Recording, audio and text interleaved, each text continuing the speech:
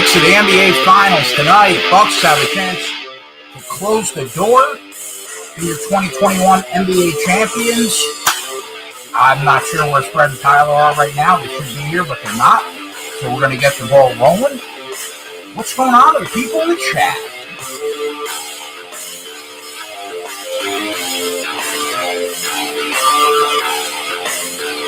We got in the chat. Ronnie Roth and Oak and Jack and Martin. Gerardo, what's going on? Andrew, what's going on? Gerardo, what's up? Pete, what's going on? And away we go. So the boys will come on and break the actual game down when they come on. But I know Spread likes the Bucks today, minus 4.5. I think that was his play on the spreadsheet. Tyler's got a couple early Suns plays. Oh, here's Spread. Fucking Spread, man. Spread, it's 8:51, bro. My bad. Dinner went a little longer than expected, but I'm here and I'm ready to go. I'll grab a cup of coffee after the original breakdown. How we doing tonight? Good, buddy. All right, break it down for me. All right. Real quick, I mean, this has been there at this point. There's not a lot of mystery left, right? There's not a hidden insight that I can give that you haven't heard on all the other shows here. On the Bucks side, we know that Giannis is going to dominate. It's going to come down to the play of Chris Middleton and Drew Holiday. To me, I think the Bucks can get away with a weak offensive game from Holiday, but not from Middleton. They need Middleton to show up. They need to be there.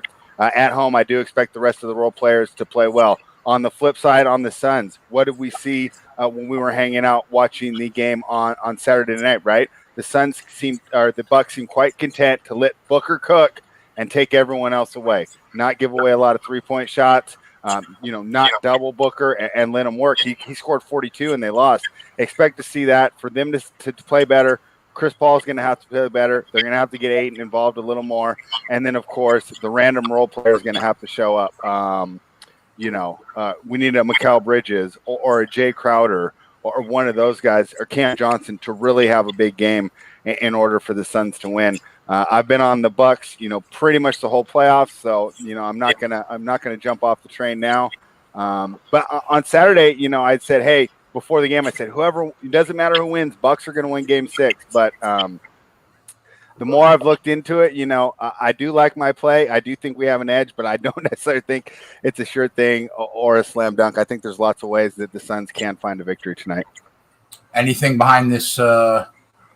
Any teeth behind this Scott Foster nonsense? I mean, it's not nothing. It definitely. It doesn't bode well for the Suns. At the same time, Tony Brothers is known as the extender, and he's usually brought in to extend the series. So I think they kind of cancel each other out. But we'll see. It's just another storyline and just another thing where the NBA kind of, instead of promoting basketball, they like to promote narrative and storylines. I thought it was pretty disappointing that they assigned him, just knowing that the backlash that we could get, But I don't think it'll be too big a factor, but we'll see. Huh? Yeah. So I know you like Milwaukee to cover tonight, right? Yeah, I think they get it done. I think they cover. Boy, I saw a crazy stat today. I think it was 80 of 84 games of the NBA playoffs so far. Whoever's won covered the spread. So it's not just dogs winning outright. It's when the favorites win, they're covering. So wow, it's basically just been pick the winner. So I think the Bucks are going to win. 80 of 84 covered the spread in the NBA playoffs. Yeah, it's just been wild. So that's a crazy number. What do you think about the total? 221. I'm leaning towards the under. So interesting thing here. So far in the first 5 games of the series, first half unders 1-4, second half or 1-4 to the under on the first half. Second half overs 4-1. So almost every game the series has gone under the first half, over the second half.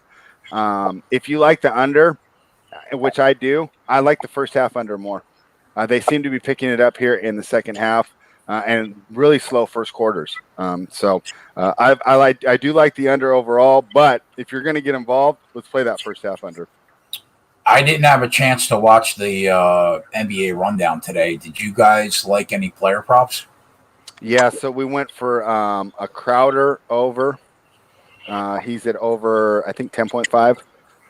In his last 3 road games, he's had 15, 18, and 19. Really been the player to step up on the road. I think that's because he has more veteran experience, and I don't think he gets rattled, or maybe just more experience on the different rims. But for whatever, Jay Crowder has been the best non-star for the Phoenix Suns. On the flip side, a guy that's really flourished at home and struggled on the road is Mikal Bridges. He's at 11.5. I took his under. Another one that you're familiar with, I think that Giannis scores the most points tonight. That's a minus 110, or at least it was when we talked about it this morning on Bovada. And what was the last one we talked about? Oh, Connaughton over, because we just keep hitting with him, so we've been sticking with that one. I like the over on his points, 8.5. Tyler, if you have access to this, now my book didn't have it, and I think he used FanDuel. But it was over 2.5 threes at plus money. And that pretty much correlates to my over 8.5. Connaughton's been the Bucks' best 3-point shooter at 40% for the playoffs, 50% for the finals from 3. What do you think about the Giannis rebound prop tonight? I mean, I pretty much like that one every night. It's kind of funny. And Tyler and I talked about this today as we did the rundown pretty quickly, because it's like, how much can we say about this series that hasn't been said? I haven't been flip-flopping a lot. A lot of the things that I think. So, I know they moved the number to 11.5 to 12.5, and that move seems right. I mean, unless they moved it up to 13.5, I would like to hit it again. What do you think about Phoenix Suns first half Milwaukee full game at plus a nickel?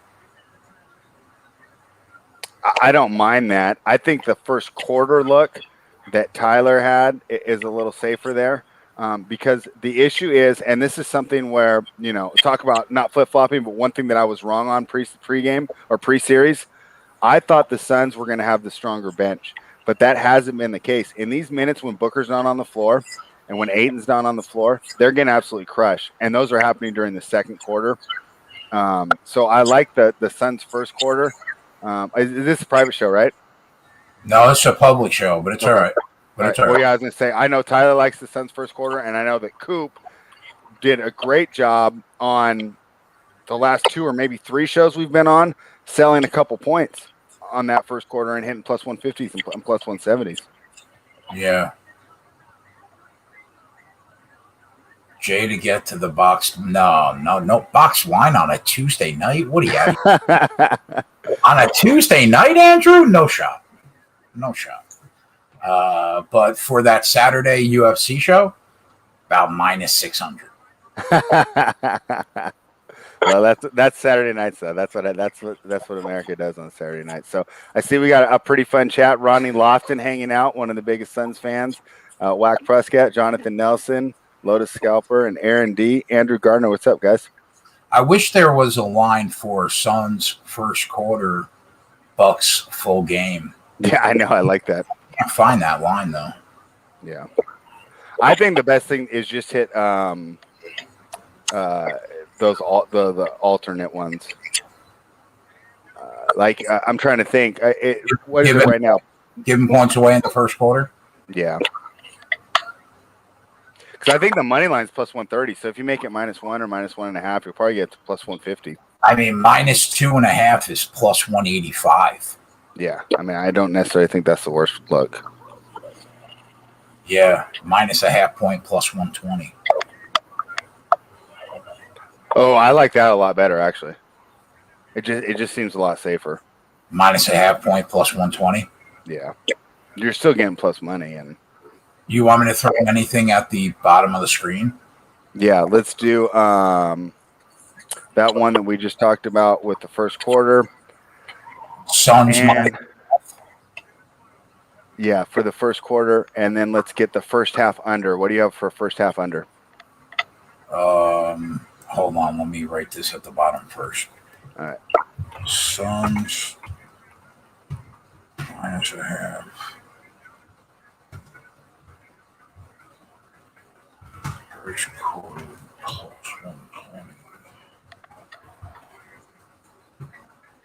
So this is huge for Giannis's legacy tonight, huh? If they close the door here.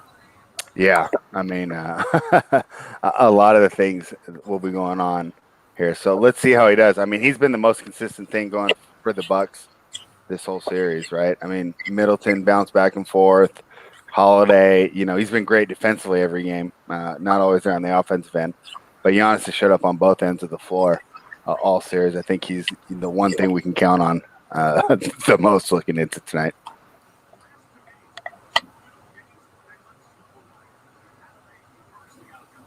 Uh-oh. I see a guy named Jersey 007. You want to send this guy a link? Oh, my. Is that Mikey? You're fucking alive, bro? I sent out an APB. I called the cops. Me and Mikey had a nice little exchange on one of Title's threads today. Really? Yeah. I asked him why he wasn't watching Space Jam with all his JWowws. 107.5 I have. Yeah, let's go under that. Under 107.5 minus 110.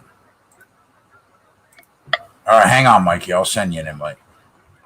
Looks like Phoenix is taking a little bit of late money down to 4.5.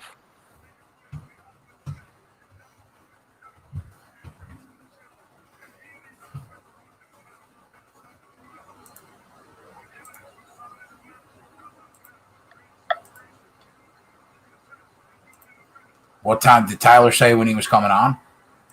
No, I'll message him right now. I mean, we talked about it on the rundown and after the rundown, though, that we'd be hanging out next. So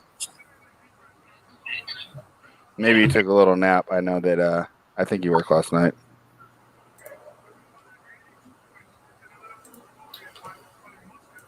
All right. So Suns first quarter minus a half, first half under 107.5. Any player props you want me to put at the bottom?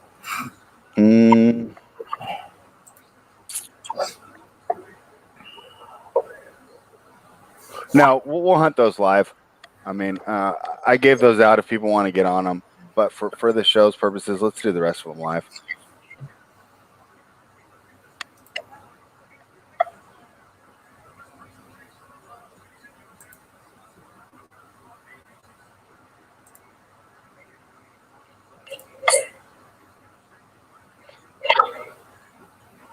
All right. So is this Olympics kicking off or what? Have you heard any news? I don't know, but I spoke to my mother today for about 5 minutes. And she was like, they're talking about maybe postponing it or canceling it. Yeah, that's what I read today too. I don't know, but here's what I do know. Sydney McLaughlin is getting fucking drilled at minus 200 to win the 400-meter hurdles. I'll tell you that. I fucking know that spread. Yeah, it's like I didn't even know what sport you were talking about. I'm trying to guess. I'm like, is this a swimmer? Is this No, it's a chick. It's a chick. Untouchable J jumped in for OT plus 500. Kenny said the softball already started. I thought the opening ceremony isn't until tomorrow. Yeah, I thought the opening ceremonies were tomorrow. Yeah, that's what I thought. No, I thought they were Friday, actually. Not tomorrow. I'm sorry. I don't even know what date it is. Tomorrow is today, though, over there. Yeah. So are you? Wow, Jonathan Nelson says there have been 70 positive tests so far. Yeah, they might call it.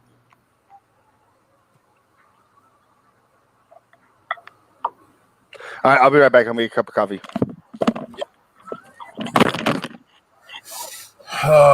Softball started today. Round robin play. I don't know. I couldn't tell you what's going to happen. I do know that I'll be on some action. That's for sure.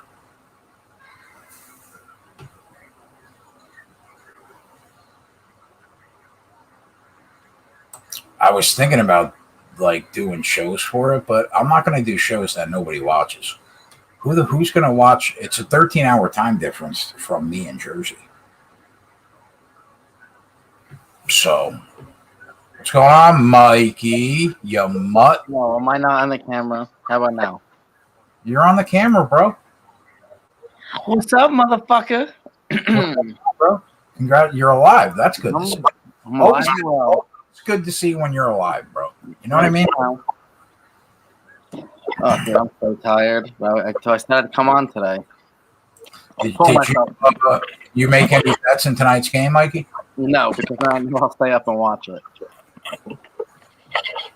What's up, Space Jam fan? What's up? How'd you like it? Was it your favorite movie or what? I haven't seen it yet. I was going to ask, is that the best movie you've seen in the last 5 years? No, I watched The Godfather actually. Both of them. I rewatched them. 1 and 2. Oh, rewatched. Okay. Yeah, but I haven't watched them in a long time, so I don't remember anything that happened. And I was a lot younger, so I didn't understand any of it. Our guy Coop said he went all in on the Suns' first quarter. Hey, Coop, I don't know if you missed it, but we gave you credit earlier for finding a good one, and I think they're 4-1 so far in the finals. I think they've won. If you go on the money line, 4-1 on Suns' first quarter. So you got it. Yeah, Connor, I bet it already. To be honest with you, at -205 at FanDuel. That's already been bet. It's not going to make the spreadsheet because I don't put plays like that on the sheet at like laying 200. But I'm on it. Yeah. The only chick ever in history to be under 52 seconds in the 400-meter hurdles finally got the monkey off her back, beating the other chick in the U.S. What's her last name? I think it's Muhammad. Oh yeah, softball's on. Fuck yeah, I'll watch that. She changed her team. She's setting world records. I'm on her. I'm already on her. Definitely. So, Mikey, did you head over to the casino with some RPS gear? Do you have a trip report for us at all? Like, how was it? Were you just mobbed or what? A couple people were like, "Oh, like what's that?" You know, I wear my hat and my shirt, and someone's like, "Oh, I know what RPS is," and then you know, it's like whatever, like no big deal. You know, kind of famous, so. Yeah. You're kind of famous with those 6 minutes a month in airtime that you grace us with. I'm just so busy, you know, making real life appearances. People need these autographs. Sometimes I can't make it on air. Oh, it's the autograph sessions that are keeping you up. Yeah, those are what keep me up late. I mean, there's so many of them. Absolutely zero. Oh, okay. Actually, I was there this past weekend or 2 weekends ago, and some lady took me to the VIP club. What's that? It's like some exclusive club at the casino, and I was like, "Okay, lady, I see you." There you go.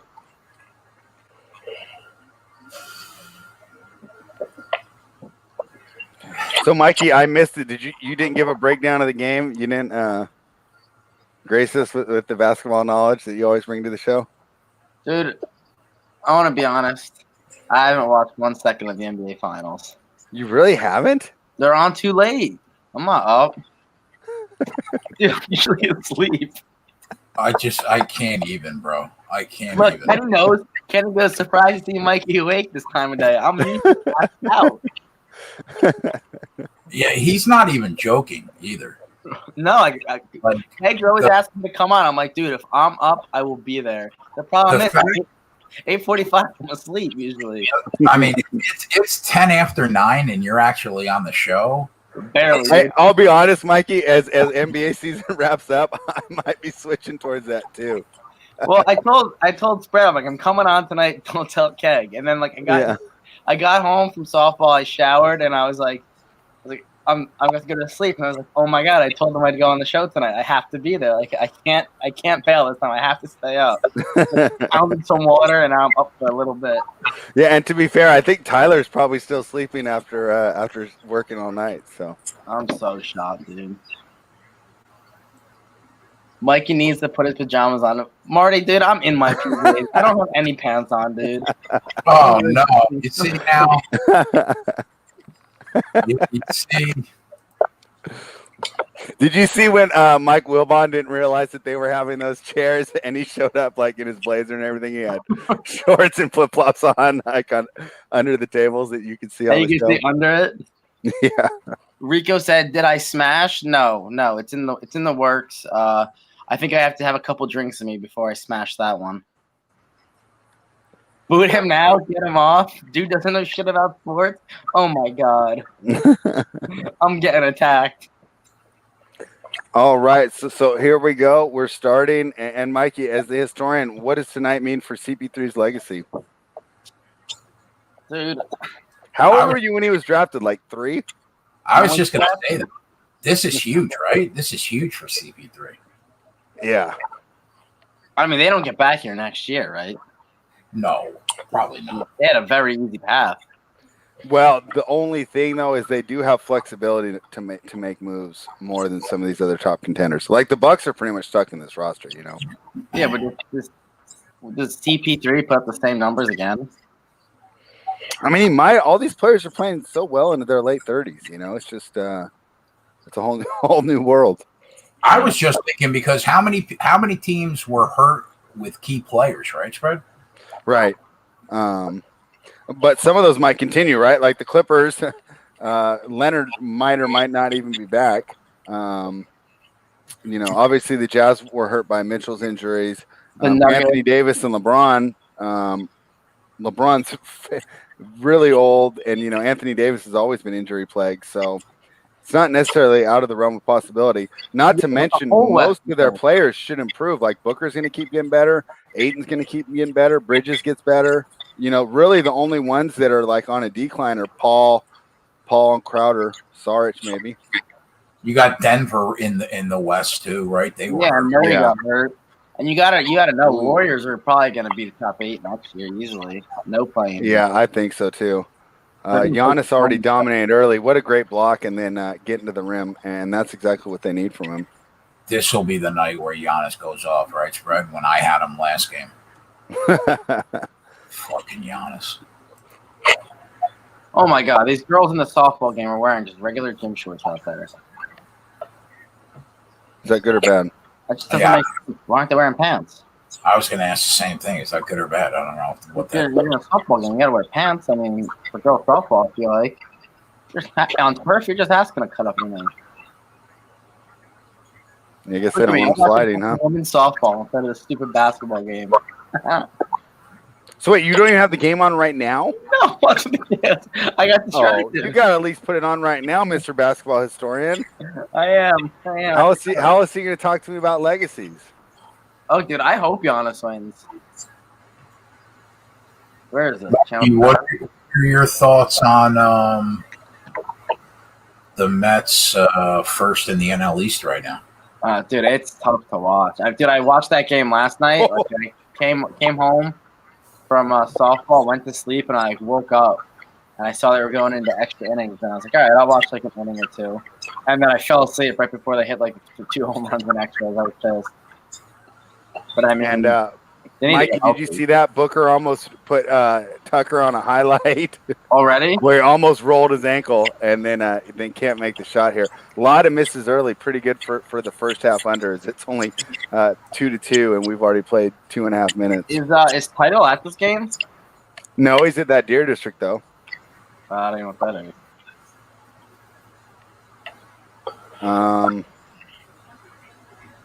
What do you think about that comment, Fred? I never even thought about it. I don't see why they would move on from Paul George right now. But I mean, who knows? I didn't expect the Suns to get Chris Paul either. And another miss here early. Well, what time are you at? 9:15. Nice. They're a combined 2 for 10 from the field early. Yeah.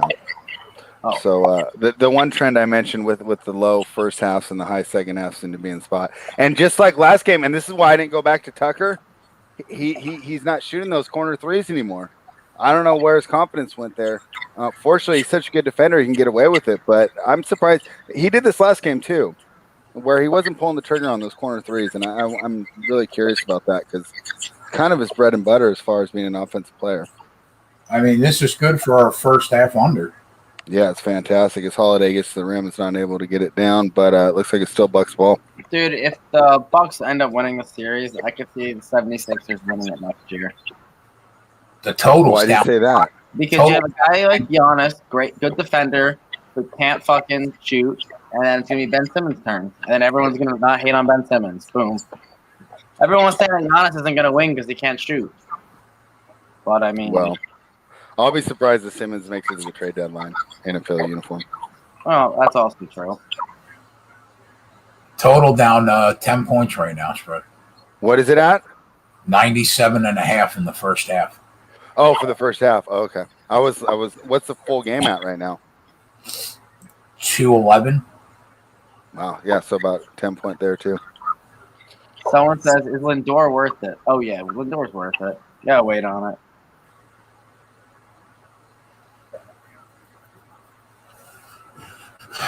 Jay Crowder up in arms about the foul call, literally. Yeah, as usual.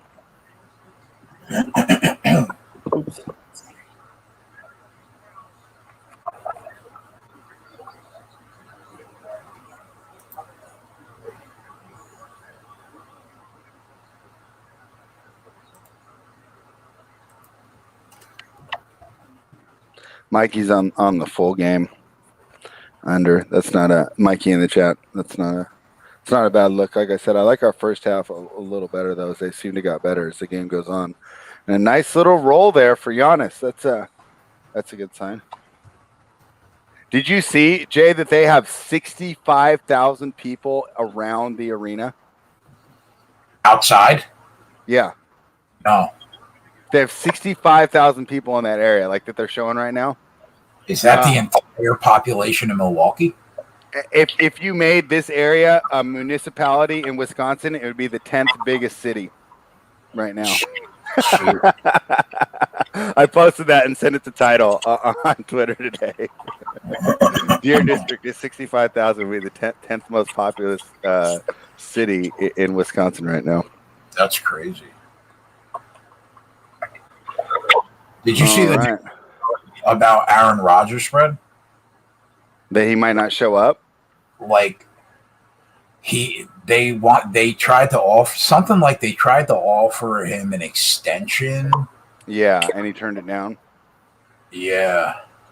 The thing that's tricky about those though is that because it's the NFL, right? We don't know how much guaranteed money they offered him.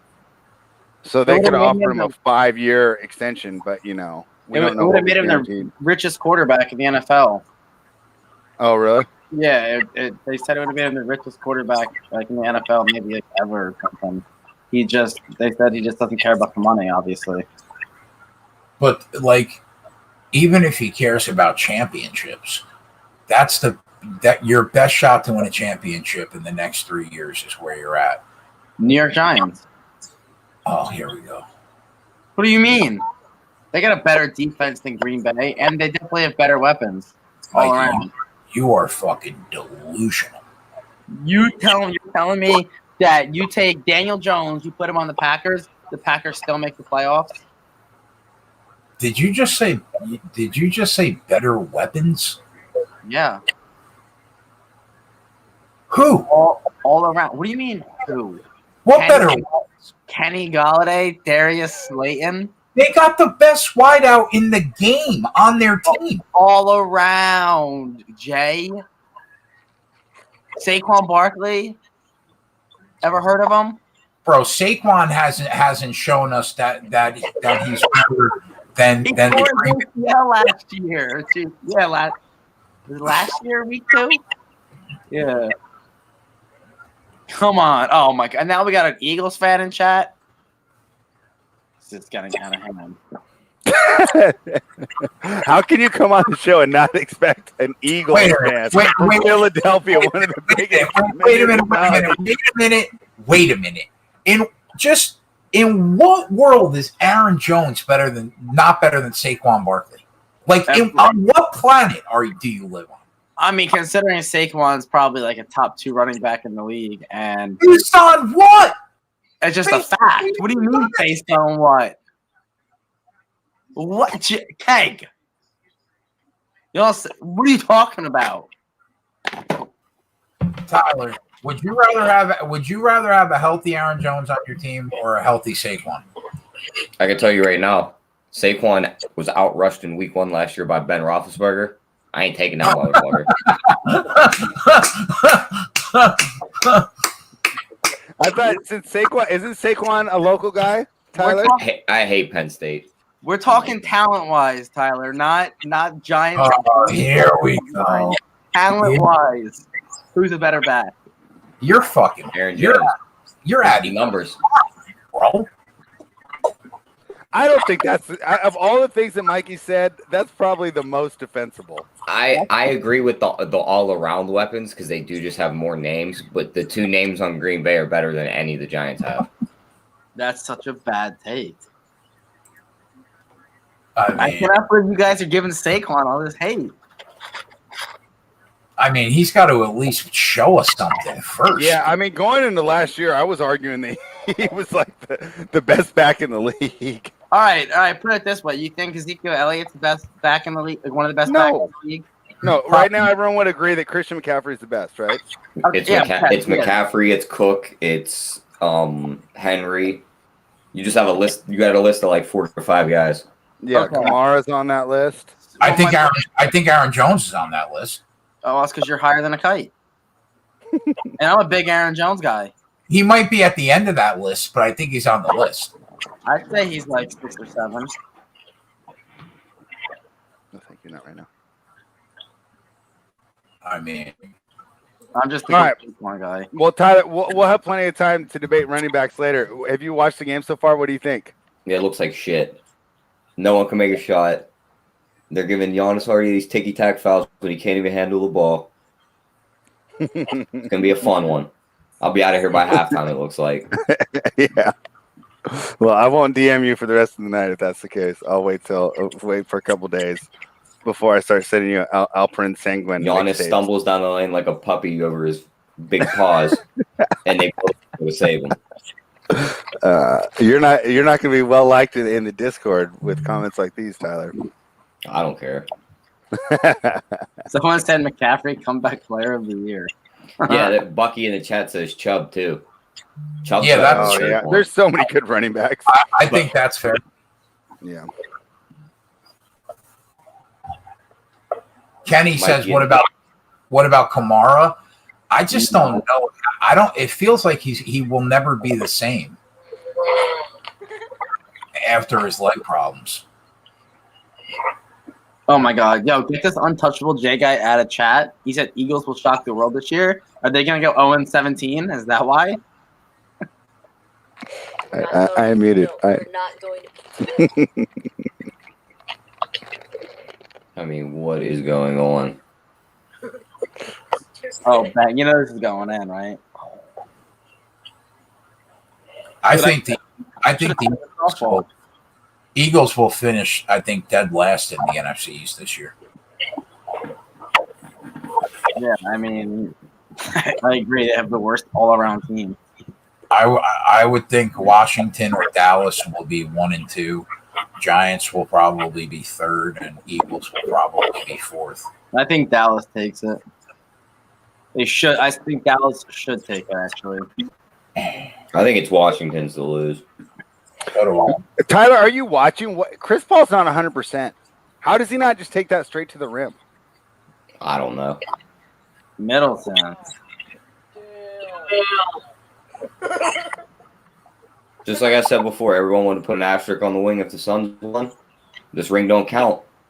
No asterisk on any ring ever. Ring don't count, spread. They played a hurt Nets team, and now we're playing a hurt Suns team. Who cares? Ring don't count. What about There's never been a season ever without injuries. Ring doesn't count. That's what everyone screamed for the Suns if they won. Is Tyler bringing up the asterisk argument? Yeah, he's over here. He's just mad because I wanted to wear a Barry Bonds jersey on the rundown today. I don't even get that joke. because they wanted to put an asterisk on his home run record because he was obviously juicing. So it was like the most famous asterisk at that point, I would think. Right. Probably ever. Yeah.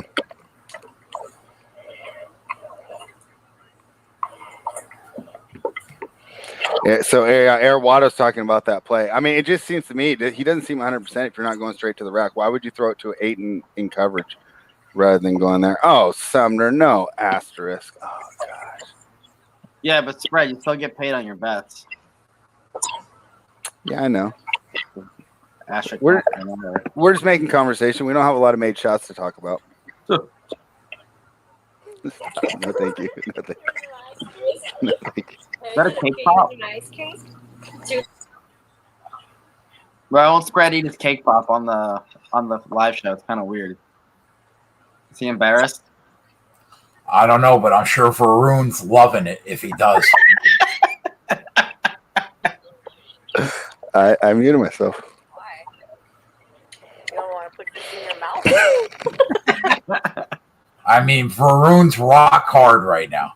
Varun's taking off his clothes right now. Yeah. Is Varun even in here? I don't know. I have an internet restraining order on him, so I can't see his.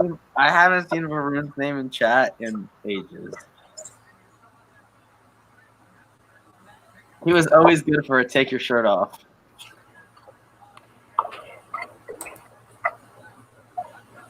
T, did you hit him flopping his way onto the ground? T, Shirai's laughing about that right now. laughing about what? The flopping. She thinks it's funny. He seriously was like, oh my god, I just got bitch slapped so hard. Oh my god. Tyler, did you hit it? How do you guys get late? Did you hit any player props pregame? I didn't. I didn't want to get too involved in this game.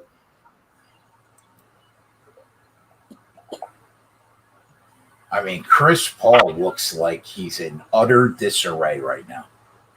I wouldn't be surprised if he gets surgery like 2 days after the season ends on that right hand. What did he do to his right hand? I thought it was his shoulder.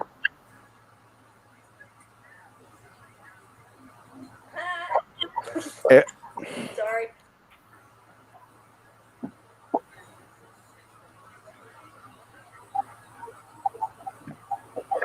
Jacqueline said she scared Varun away. I'm a big fan of that. Yeah, I need to know how that happened. She took her shirt off and Varun wasn't into it? I don't know. I can neither confirm nor deny that. I'm not really sure. Someone goes watching basketball and a soccer match broke out. I know, huh?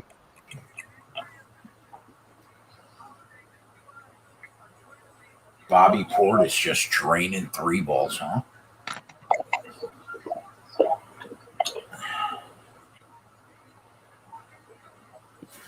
I'll tell you, man, I would love to see a Game 7. It's been a while since we've seen a Game 7, hasn't it?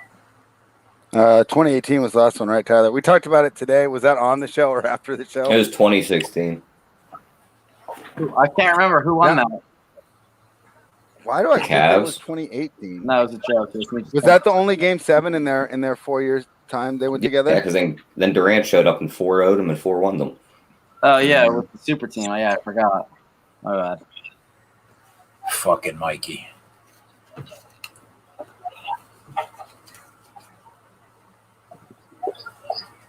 Yeah, so it's been, 5 years since we've seen a Game 7 in the NBA? Wow, I didn't realize that. Yeah, I mean, that was the thing that was like, with all the conspiracy theories going on, and Tyler and I touched on it real quick on the rundown. I mean, it's not like there's this long history of Game 7s in the NBA. Like, Michael Jordan never even played in a Game 7,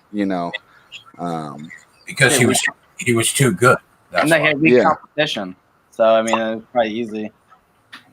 I mean, what would you even know about that, Mikey? Like, what would you even know? Like, name 5 players that he defeated in the finals. I mean, they weren't good, so I can't remember. Duh. You can't remember Charles Barkley, Gary Payton, Holy shit. Sean Kemp, When are you going to name Karl me? Malone. Oh, so you bring up a child rapist. Good one. I bet you Michael Jordan has probably played against more top 50 players of all time in the playoffs than anybody ever in history of the sport. Yeah, I mean, especially right now because a lot of the guys that these guys have played it haven't made the top 50 yet. Right. So.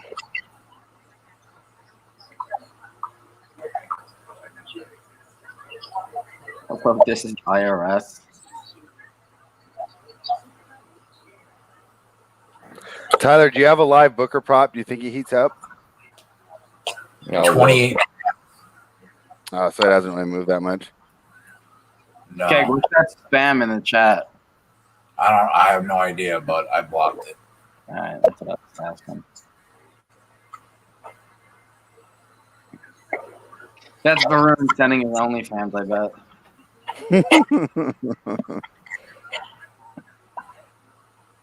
Oh, the Mets got a run. How about? Quiet first quarter for Giannis. Quiet first quarter for everyone, right? Yeah, good for that first half under. Middleton's got 7. He leads both teams right now in scoring.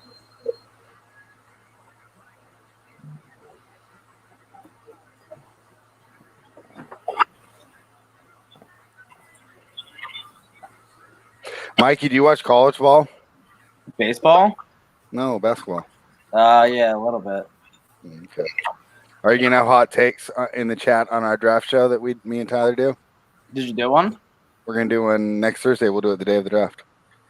Yeah, I can get in there for some hot takes and chat. Yeah. Do you know who Alperen Sengun is? No. Exactly. See, spread never knows who that bum is. That doesn't mean he's not gonna be good. When he's playing in China for the Shanghai Sharks, he could be good. Yeah, but that'll be in 2 years. I'll bet you Mikey doesn't even know the very best prospect in all of Europe. Mikey probably doesn't know the best prospect in the United States of America. Cade Cunningham. Yeah, I figured he'd know that one. Do you know Victor? How do you say his name, Tyler? Wembanyama? Wembanyama. Have you seen him play, Mikey? He's only 17. He wouldn't know who he is. He's like 7'3" with like handles and a jumper. He's like 200 pounds, so he's just a giant stick out there. Yeah. Really? Yeah, like I'll go over to my buddy's house. We'll watch the games, but like I don't get into it like I do with all the shit.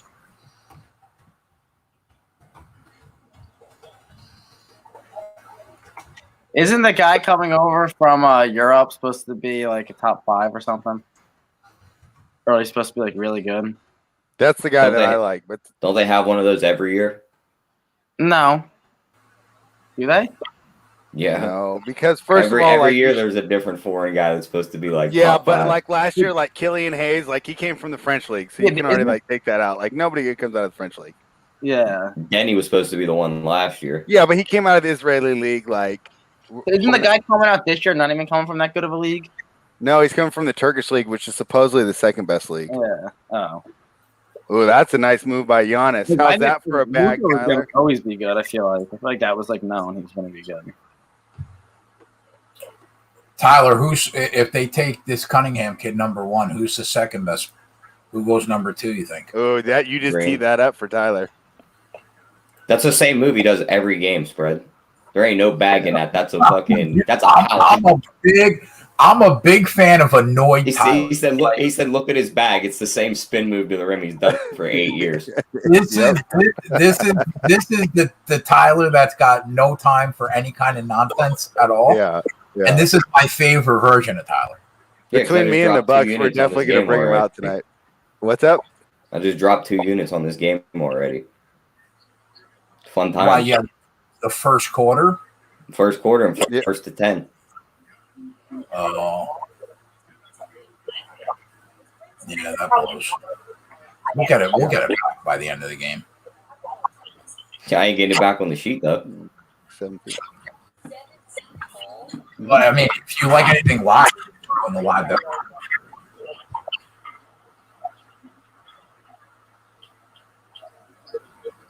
I did not bet the top scorer in the game will be Giannis this time, and it's probably going to be Giannis just to stick right in my hole.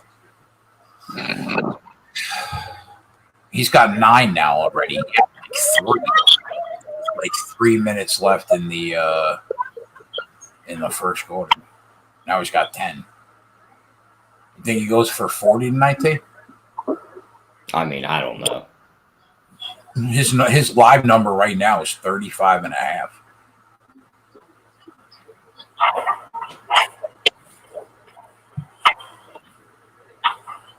Drew Holiday just nowhere to be found in the first quarter again. The thing with Holiday, though, as long as he defends, he's doing his part on the team, you know. And then when he scores, it's just like a bonus. You think it's worth taking his under at 18? I don't hate that idea. The thing I worry about with these unders is I do believe the scoring is going to really pick up here in the second half.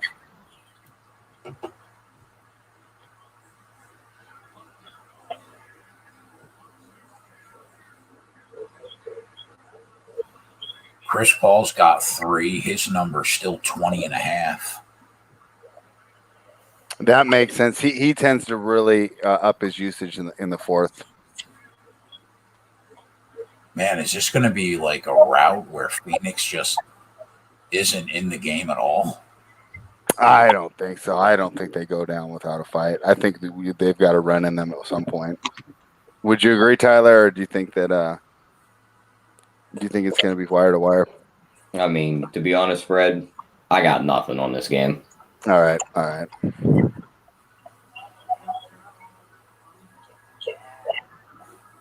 can tell you one thing, and then the complete opposite happens. That's all the Bucks have done to me all postseason.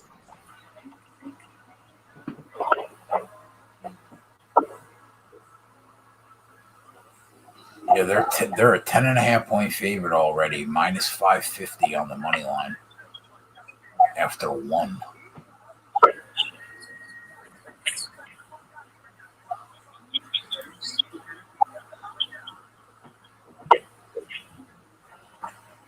Their first half team totals 55.5 right now, which would mean what? They need 27 in the second quarter. Yeah, it's 29-17 right now, right? I think 29-16.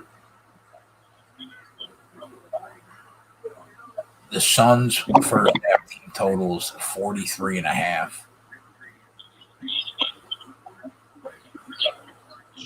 What's their full game team total? The Suns, 100.5.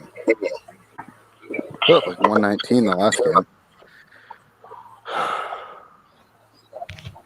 Milwaukee's 110.5.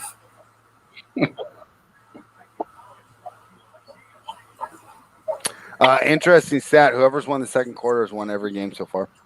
Someone said that in chat. Oh, yeah, Bubba Wallace just said that.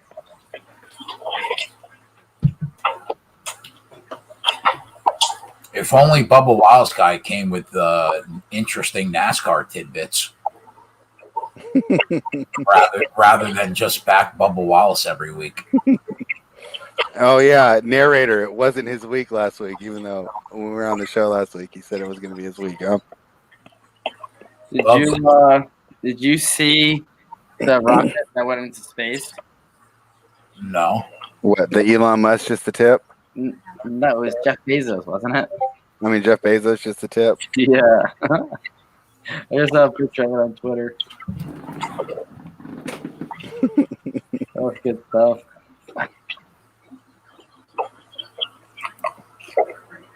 I kind of think that Milwaukee's going to go over their first half team total.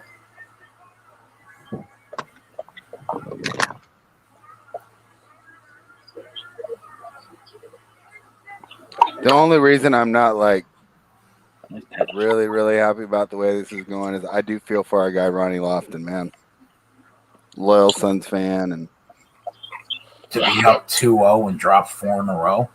Yeah, I mean, of course, it's only the first quarter, and it's the NBA, right? So it's funny. My brother's one of his buddies from school is a big Suns fan. He flew out there for the the first 2 finals games. Was he the guy counting all the money?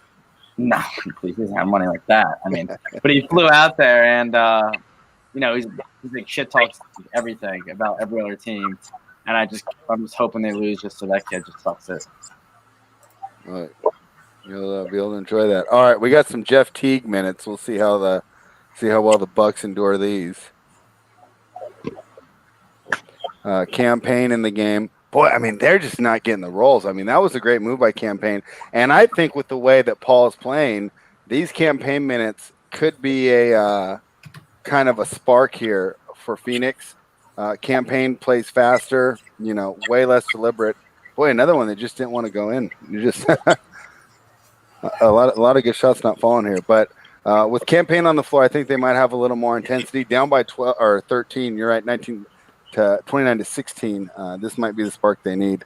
Because once again, he's just blown right by his man, and that was not anybody. He just blew by Giannis.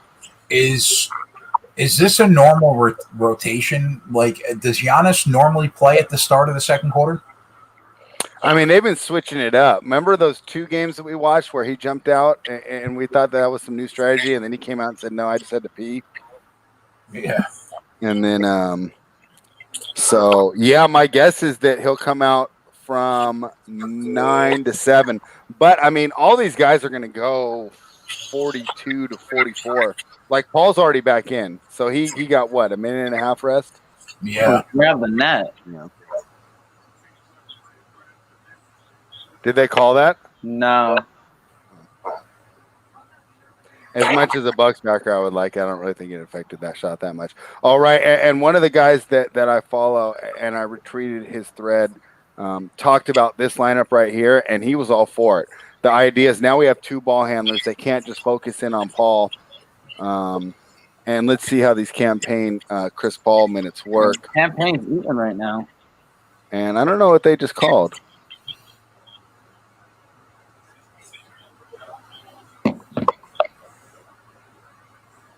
What they call travel? Yeah, travel and Giannis. Well, that's what you get for doing that stupid little thing. Like, dribble the basketball up here. Like, I don't know where this whole little roll the ball thing started, and I don't really think you're getting the edge you think you are. But I noticed Holiday checked back right back in with the Payne Paul lineups. Let's see how this works here. First one, Holiday does a good job of sticking on Payne, but this could give Chris Paul a matchup that he prefers a little better. So let's see if this is the trick they need to get him loose. Giannis as the screener has been something new for this offense. Didn't work that play, but I do like it a lot. Ended up getting Holiday an open 3. He just can't knock it down, but that's been almost every shot we've seen so far tonight. So trying to get a little run going here. Where's Game 7 if it goes to 7? Phoenix. Yeah. Okay. Oh, that's quite the block. Imagine that question. Dude, I'm just so out of it. Like, I know you go to sleep early, Mikey, but you just like not read or anything like when you get up. Dude, it's so late. When you're real tired and it gets late. Right, but then like you can like for example, I go to bed early so I can get up and start reading like early in the morning and find out all the stuff. So I have to get to work. Say it's 30 minutes from my house. I'll wake up 35 minutes before work starts. Wake up, brush my teeth, and go. And you don't have time to like throw an NBA podcast on in the car or anything? Nope. What are you listening to? I listen just normal radio, 94.5. That's it. What's that? I don't know your radio station. That's just a normal morning talk show I listen to on the way in. So you listen to like stupid jokes about like sex and food and stuff rather than like there's a consuming sports information. 48 or every 48th of I think. Wait a minute. You don't listen to like sports talk radio in the car? I listen to it on my when I start working. Like how when I'm driving in. I'm not focused. I just get so zoned out. I mean, this guy. But then when I put my headphones in and then I start listening to like, some kind of podcast for sports. What's your favorite sports podcast right now, Mikey? Right now, I actually listen to a lot of established run stuff for best balls. I like some of the content they put out between Silva and 11-10. So I listen to a lot of and that's what fantasy stuff for for football, for Football? best balls. Mm. Like to get an idea of what they're doing, and then I'll listen to some of our Run Pure stuff, obviously. Yeah. And then I'll listen to Howard Stern. That is. Your brother watches my show more than you do. You don't have you're not on it at 7:30 in the morning. I'm not. But I listen to I Howard all the time. I might be closing shop on the live show. I might just be doing like pre-pick videos like the rest of the boys. What's that about? I sometimes you need a little change, bro. What about when football comes? I don't know. I haven't decided yet. You know, it's funny because I was just looking at when the Giants play Monday and Thursday nights, I could take off of work the next day, so I could stay up and watch. Like the Michael- Giants deserve to be on prime time. I mean, what you live in a fucking alternate reality, bro. What do you mean? They're a big football team, top 10 franchise of all time. That means they're in the top third. Whatever. I would say they could be top 5. I could argue that. Hey, just let me ask you a different question. I don't mean to change the subject too much, but I have to know. Did you watch the Sunday morning baseball show, Mikey? No, I was in New York. You understand it's on the internet. You can watch it like in any town. It's not like a local show. Yeah, but I was in New York. I just woke up from a wedding from the night before in New York, and then I went out to brunch for like the wedding. So like I wasn't on my phone. Unbelievable. I know. That was some of the best content we put out. I heard it was Even Shariah was just sitting here watching with me dying. Unfortunately, I woke up a little late, so we were watching on the replay, so I couldn't be in the chat. But that was fantastic. Dude, I think my favorite show I've ever seen has to be when I think it was 2 weeks ago, and it was JJ's free pick show, and it was him talking about going to his dad's and staying like the night. And he was talking about, he says his dad put out the horniest frogs outside his window. Dude, I was at work listening to it. I had to stop it and message JJ and be like, dude, I'm dying listening to this fucking thing. Like, your dad's planting horny frogs outside your bedroom. Well, the good thing is you can go back and rewatch it. I mean, the best part is when like he advocates for not breaking down the games on a breakdown show. Yeah. He's like getting mad at Joey for like giving all these facts. I'm like, what is happening? Look.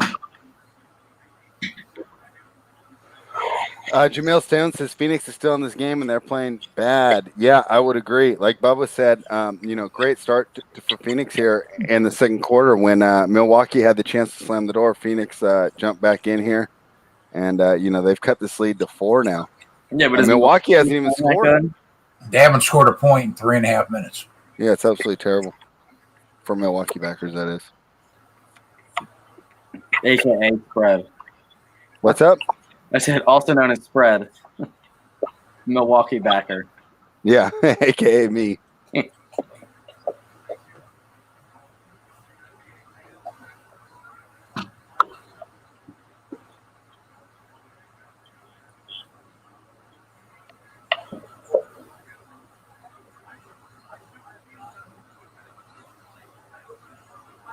I mean, with all the guys we got on the floor, and it ended up going in, and it's their first point. But I don't know if I want a Portis post up, Like when you haven't on scored offense. in 3.5 minutes of a quarter where you could win an NBA championship, how is Giannis not taking every shot until they make a shot? Like I just don't. I mean, how are they not just run the pick, wait for the switch, and then he can get positioned down low and dominate? Wow, that's some good defense there by Portis against Ayton, because that's a matchup that Phoenix would think is an advantage matchup they'd want to go to all day. So every time he gets a stop on a switch like that, that's a win. And now Giannis is trying to throw out some nice passes, but they just don't fall here. And the campaign experiment that I had talked about earlier has come to an end, but it seemed to work out pretty well for them. And now we got Portis down low against Paul. And I don't know about that foul call, but probably was good. He can't make a shot. I mean, this is crazy. This looks like when they would show those like 80s rock concerts in Russia and stuff. It looks like the Vatican when they're going to name a new pope. Yeah. The title there? Holy shit. Look at that. The title's there. It better be repping RPS. People That's all I'm saying. But yet you have like the court reporter and one of the player, the coach or whatever, like maintaining like a 3-foot distance. Oh, yeah. Wait, what? And then look at the crowd. There's no Brad, can you explain to her there's no COVID in crowds at sporting events? I'll let her know. You said you should know there's no COVID in crowd at sporting events. Just like at protests, there's no COVID. Or protests. Good point, Mikey. Yeah, I was gonna say something about that, but I like. Do they have it at your work, Mikey, or are you guys all just jamming around? You can do whatever. I mean, some homeowners, when I have to go to someone's house, they're like, "Can you wear a mask?" And then I'm like, "I'm vaccinated." And they're like, oh, "Okay, never mind." And then I show my vax card. Of course, I never know it. Otherwise, it's pretty like chill. I don't like those Giannis jumpers. Let's get down low, guys. But Cali's closing back up, aren't they? LA is, but I mean that's like 6 Oh. to 8 hours for me. I mean it's Only also a LA? different state. I thought all Cali was. I don't know. I went to the grocery store this morning and it was business as usual. You said LA's like its own state? Huh? I mean, it's almost like a different state. How far away it is. Oh shit! I didn't realize it was that far. What was the number on the Suns money line right at pregame close? Plus 173.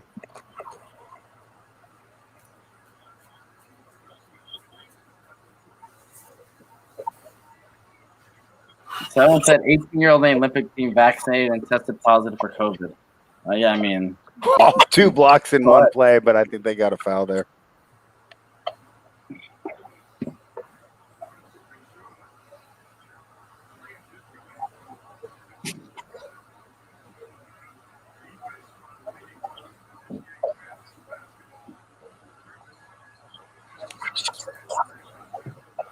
one of my friends asked me, I told them I'm done playing softball on the 19th of August, and they're like, why? I was like, I have to get surgery. And they're like, on what? And I was like, my butt. And they go, oh my God, I thought you were serious. I'm like, I am.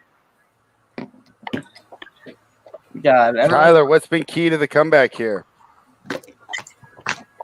I mean, Milwaukee not making any shots. It's so funny how we can spend all this time like talking about like plays and this matchup and this matchup, but at the end of the day, it's just whose shots fall, right? As Mikal Bridges stands at the free throw line and misses. Did he go over his number already? Who? Bridges? No. I hope not. Let me double check. I don't think so. He's got what, 4? I thought it said 13 for a minute. I'll double check. Does game 5 stats. Oh, okay. Oh, okay. Yeah. He's got 5. He's got 5, yeah.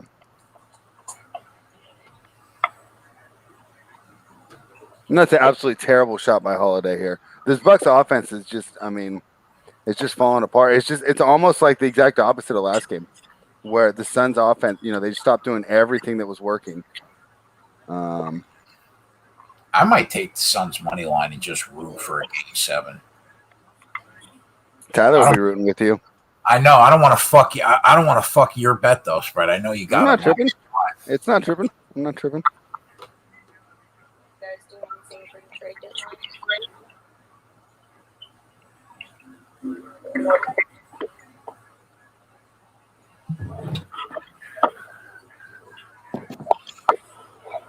Man, what a high-scoring half.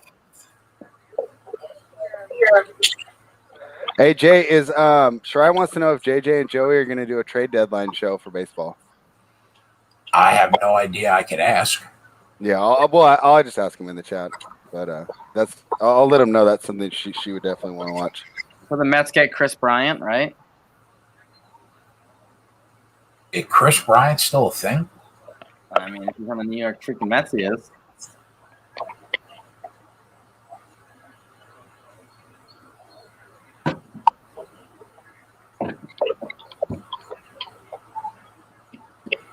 Man, what a fucking under this first half was, huh? Yeah, at least we got that one. Yeah, nailed that one dead to rights.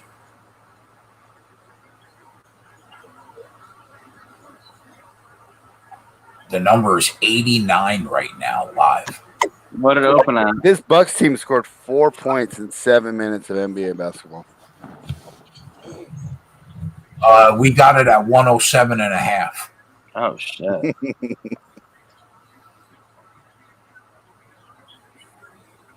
Like, who the hell would want to sit outside the stadium? I don't get it. It's basically just like a huge party. Yeah, but you're standing for the whole game, and then like, what do you do at halftime? You just stand there? Like, that's just so boring. Yeah, and talk to all the people next to you and like get messed up. Probably so loud. You're the fucking oldest 23-year-old kid I've ever met. I know, like he makes me feel young. Mike. Yeah, like I even would want to do that, and I don't like doing anything. I'd rather just sit home with my friends and watch the game. Like, I'm on Mikey's side here. I do not want to be in that big ass crowd. I'm a half step away from being crippled. And Mikey sounds like Mikey, did you ever go to a concert and stand for 4 hours? no. You've never been to a concert. Oh my God. This kid. I don't like when it's loud, and I don't like standing for long periods of time. So why would I do that? Unbelievable.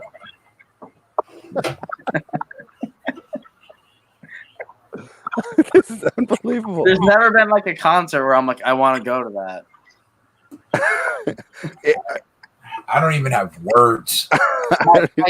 Like, how do you know you don't like it though? Like, I can see if you like. I went once and I didn't like standing there, and it was I don't loud. like loud noises. It's like, this wouldn't work. So do you just hate the 4th of July? I mean, I don't like fireworks. I think they're stupid. My two favorite musical groups just like aren't around anymore either. So like, Kenny says, Jay, you do realize he goes to sleep at 8 p.m., right? yeah. Yeah. I know. You guys don't know. This guy literally doesn't like fun because I don't like concerts. Fair. He goes pick So up. all right, let's assume like your favorite musical group, like they have a reunion and there's an NSYNC show. You're really not going. Not in sync. Who, like, what's your go-to listen? Like Frankie Valli, fucking Four Tops? Yeah, No, I'm just messing. that's my favorite group. Frankie Valli and Queen. Barry Manilow, big Barry Manilow guy? No, Frankie Valli and Queen are my two favorite. Someone goes pick up drunk, or Adam goes pick up drunk girls from fucking till 5 a.m. It's called a bar, a beach bar. Tinder, those things exist. What do we like? Wheel of Fortune or Deal or No Deal? Our guy Tyler also not a fan of the big crowds? Yeah, there's no chance I'm going to a concert and standing in that big ass crowd. You ever been to one either? I've been to one before. I just don't like being in big ass crowds. Okay, but at least you've been and you know I don't that like you don't bumping like shoulders with a bunch of drunk people and then like stepping on my feet. No, not for me. All right, baby. It could be annoying at times, definitely. Then you always run into the one super drunk person that like always wants to talk to you and like just is all up in your shit. And it's like I'm gonna punch you right in your face. That could also happen. Yep, definitely. Ron, my family's got a brick at City Stadium that says One Magic Luigi, so I think I've watched Seinfeld, buddy. Don't be coming at my Seinfeld. The key's being the drunk person. That's pretty funny, Okie. Jay, did you watch the Fear Street movies on Netflix yet? I watched. There's only been one though, right? All three of them are on there. I only saw the 1984 one. The 1996 one is part 1. I think 84 is part 3, and 66 is part 2. Well, fuck me running. That means that I watched the second movie. Yeah, you're ahead of. You got to go back and watch. Oh no! I'll tell you what's great. You know what's great? For All Mankind on Apple TV Plus. I just got done with the second season. I really, really like that show a lot. It's great. I watched The Boys on Amazon. That one was pretty good. Yeah, I like that. I watched that one. I can't believe you know who made me watch that 1984 one? My daughter. She's like, "Yeah, I want to watch this." I was like, "Okay." I watched it thinking it was the first one out of the 3. Yeah, let me double check. I'm pretty sure 96 is the first one. Oh my God, Chris Paul.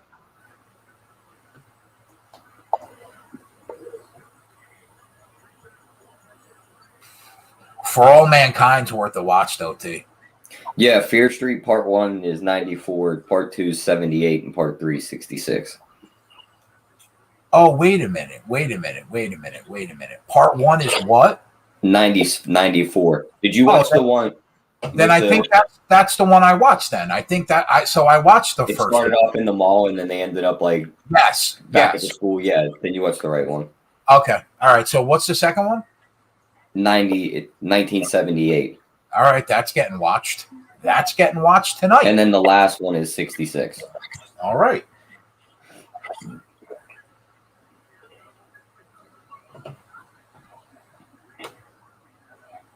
How about when they shot the girl when she was on top of the dude about to stab him, and she just like got up with 3 bullet holes in her chest and just started running after him? Yeah. All right, boys, it's past my bedtime by a lot. Good night, Mikey. I'll talk to you guys soon. Thanks for hanging out, bud. Mikey. Hey, no problem. Good night. It's always good to have a basketball historian on the show. Yeah. You're welcome. My knowledge is you're welcome. All right, bro. So yeah, Apple TV Plus, man, they got some pretty good shows over there that I dig. I can get down with it. I still gotta watch that Amazon movie. It's called like The Tomorrow's War.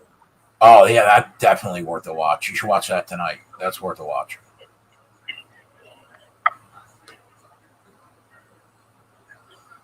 Kenny said the street lights come on. That means Mikey has to go to bed. Mariah says the same thing about me. Like, oh, the sun just went down. It's time for you to go to bed. Fortunately, it's only 7 o'clock here.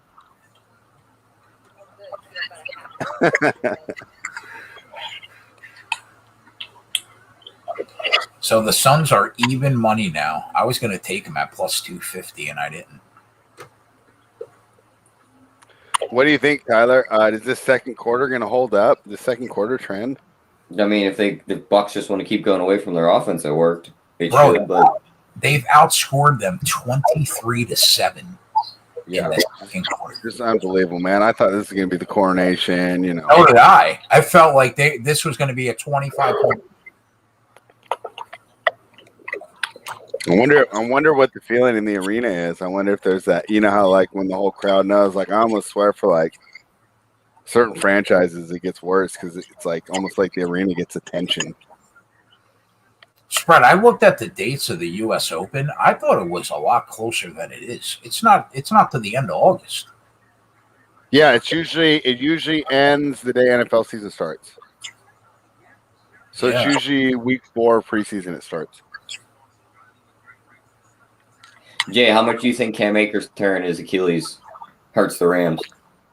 I think it hurts the Rams. I think he's really good. I think it kind of pegs San Fran a little bit ahead of them now for that division. I think they were pretty much like neck and neck. I think San Fran has that little bit of an edge now. You think it's enough that you would pick them to win the NFC West now? I do. There's no way they have as many injuries as they had last year either. Like San Fran's going to have injury regression big time. Well, they were like they had to be the most tormented team in the league last year. That's what I mean. Like that's not happening. It was like historical, like how many starters they missed to injury. But no, I disagree with Tyler. I think that the running back is the most replaceable thing, and like obviously it's not good for them, but I still like the Rams.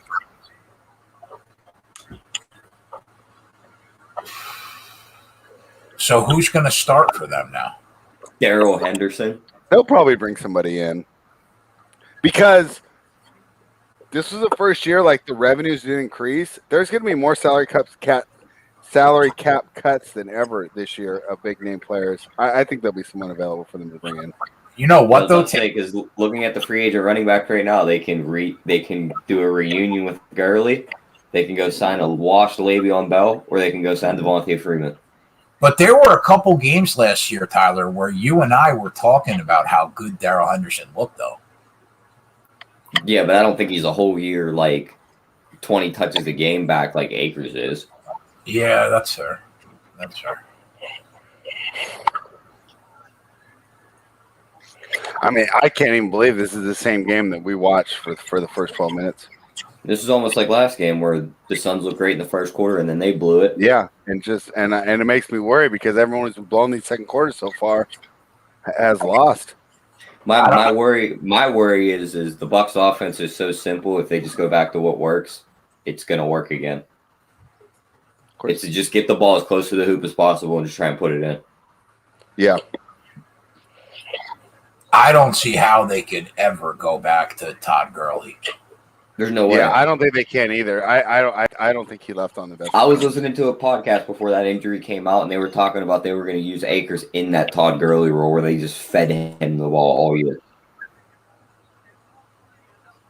Now you got to think their game plan's a little like up in the air on what they're going to do.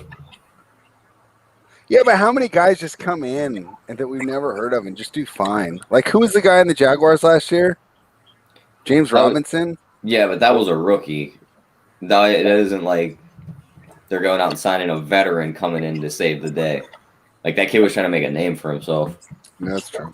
You know who would have been a great pickup for them, bro, if this happened earlier? Philip Lindsay. Yeah, but now he's sitting in Houston. I know, what a shame. Imagine him on. You know what intrigued me? I was looking at the MVP markets. You know whose name just randomly popped up at 50-1? Wasn't on the list for the longest time. Who? Deshaun Watson. Oh, because I think he got cleared of everything. He's playing. It's all good. That team is so bad, though. Their win total might be a look, though, because I think he could drag them to 5 wins. I mean, he would have to take that team to the playoffs. Who's the coach now? For the Texans? Is it still Romeo Crennel, or do they switch it? It's I couldn't even tell you. David Culley. David Culley. Yeah, I don't know a lot about him. They would have to go to the playoffs in order for him to be live to win the MVP, and I just don't know if they could do that.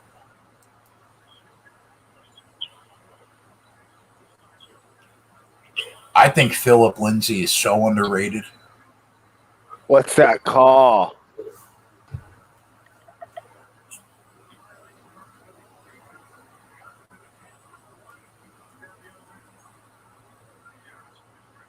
I mean, he got him on the pinky, but They called that on Giannis? yeah, I think so. I should challenge that. That's absolutely terrible.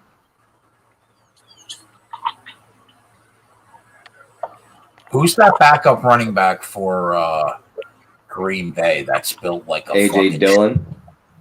He'd be another great call to start on the Rams if he was around. That kid is a machine. They got all their problems in the world up there. Yeah. I mean, so they get Giannis there. They obviously have to double because of Bridges. But if Middleton's not knocking those down, this offense is going to have problems. And Middleton's the key to everything here. What is the foul situation right now for Giannis? He's got... Middleton's got 3. I know that. Oh, it's still showing Giannis has 0. Yeah, it was a shot clock violation. That's why he didn't get the fast break there. So, yeah, Middleton's got 3.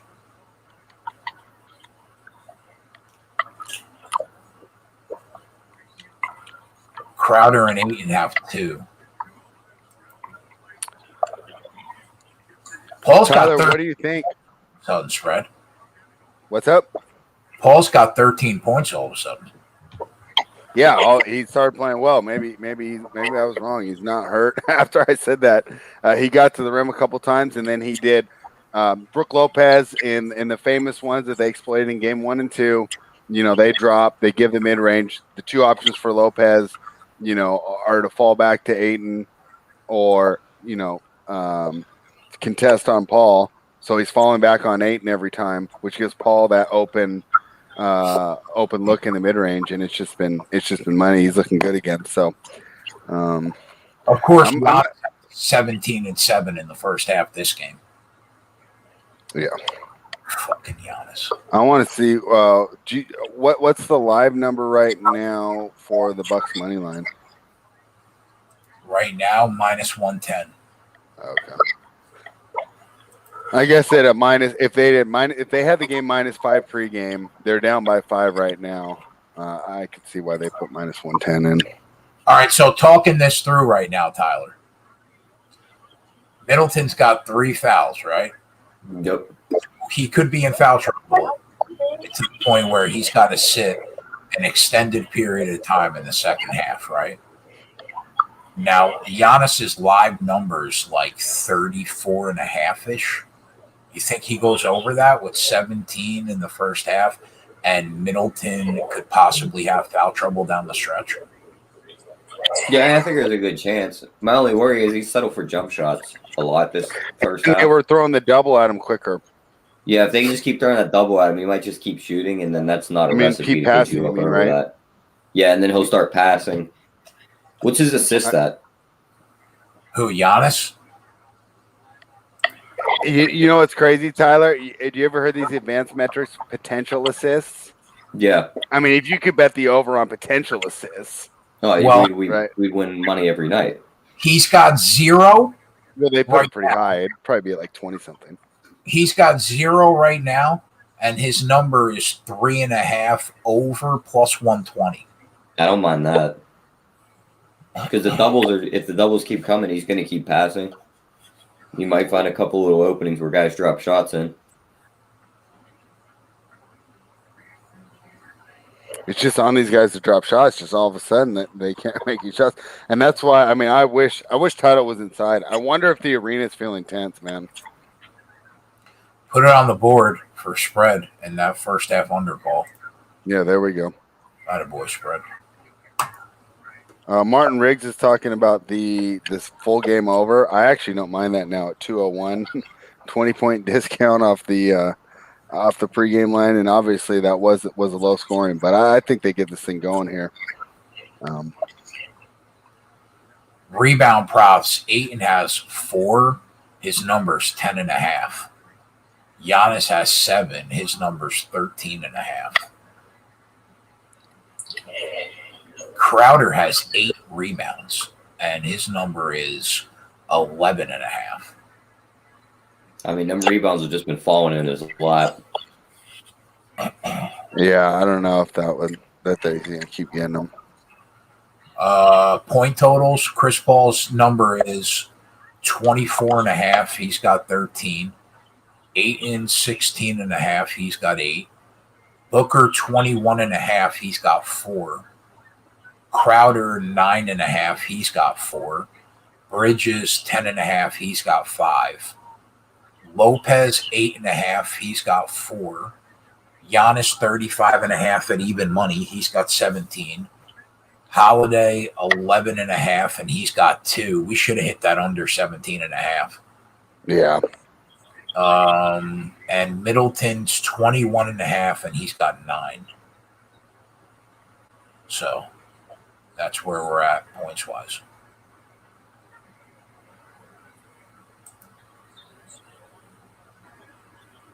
Tyler, do you think the Suns ride this out here? I mean, it all depends on if Middleton gets fouled off the floor, if they just want to keep playing that terrible offense, or if they go back to their offense, they probably win this game. That's what I'm thinking too. They got to start using Giannis as a screener more. They need to get him down low and abuse those switches and just get him switched on to Bridges or Johnson and these smaller dudes and just get him down low where he was getting fouled on every play. Like in the last 2 games in Milwaukee that we watched, where the foul discrepancy was ridiculous. But if you watch the game, Giannis was getting down low every single play, so it's like you couldn't, you have to reward that type of position. But I'm not seeing that tonight with the aggressiveness to establish post position. And I was almost thinking that's almost what made the injury for him, made him a little better, was that he stopped trying to play on the perimeter and he got down low where he's effective, And now that I'm seeing him out on the perimeter again, I'm not necessarily liking it. I think he needs to be the guy setting the screen. I don't want to see him with the ball. So let's see how the third quarter makes. Do you guys think if Middleton doesn't get in foul trouble in the second half, he probably comfortably goes over that 21.5, considering he's got 9 right now? Yeah, and he's going to have a lot of usage. So, and I don't think that he will get into foul trouble. We saw in the other games that they were kind of reticent to foul these guys out. So, I kind of like the Middleton over. What do you think, T? Yeah, I mean, I don't mind the Middleton over. Just like you said, he's going to have all the usage. But he's 1 foul away from sitting the entire third quarter, so tread lightly on that. That's true.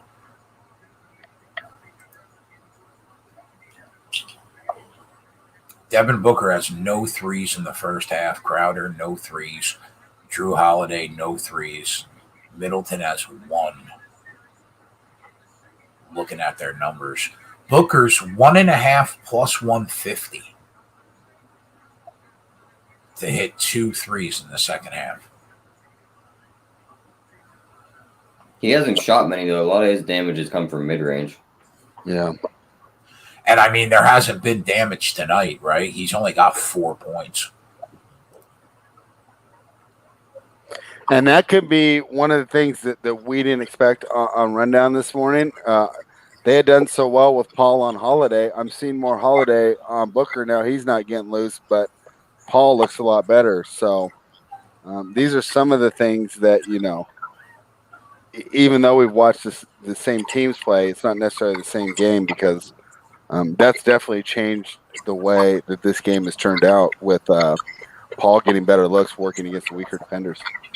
If I told you guys before this game started that Giannis would have almost 20 in the first half and Devin Booker would have 4 and the Suns are up 5 at the break, you would be like, that's highly unlikely, right? Not necessarily. You saw in games 1 and 2, right, that Giannis went off and he got absolutely no help. So it's not that crazy. I guess the Booker stuff is more crazy. The fact that Giannis scored a lot and they're behind, to me, isn't shocking at all because we've seen plenty of times where his teammates aren't helping, and I would say this is one of those nights. I guess Booker not doing well would be a little more surprising, but no, actually, they lost the game that he didn't score a lot. But his scoring hasn't necessarily translated to success for the team, right? His 2 highest scoring games, the last 2 games, 82 points out of the Suns' 220 points total scored or whatever it was. And those were both losses. So I guess it's not the craziest thing. Man, his second half numbers basically 18 points.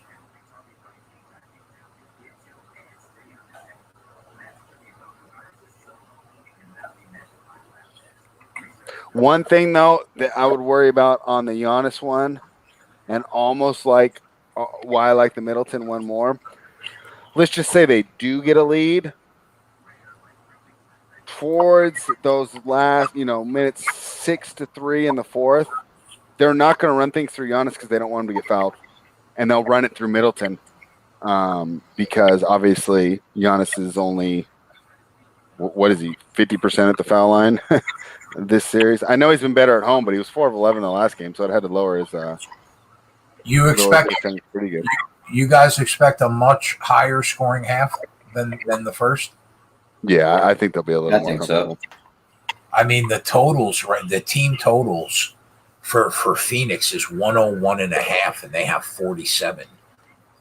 I mean, you think they're good for, what do they need to get over that, 55? Yeah. I just like the second half over in general, rather than going the team total routes. You want me to put that at the bottom? Yeah, let's do that. Second half over. What do you have, 112? Yeah. I have 112 on mine. Okay, let's go for that. What do you think, Tyler? You with me on that one? Yeah, I like that. Okay, cool.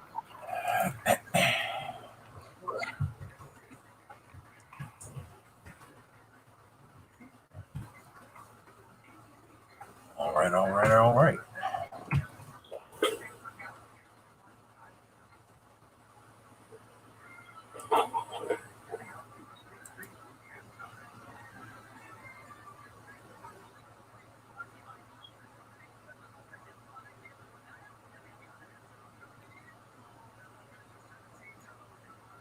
It's going to be crazy if Aaron Rodgers just refuses to play and sits the year.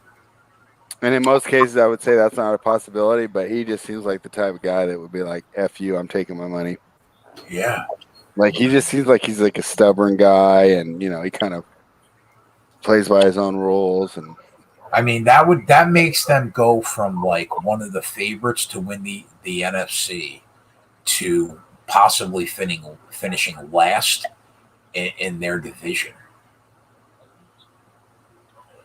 I mean, yeah, They ain't for finishing sure. last in their division.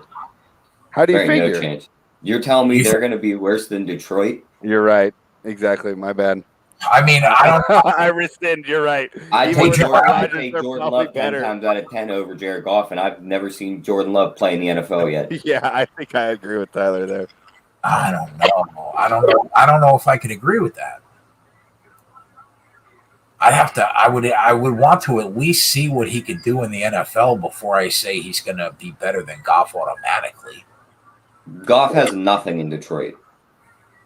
Yeah, that's true. Him and Hawkinson are getting them out of the last spot in that division.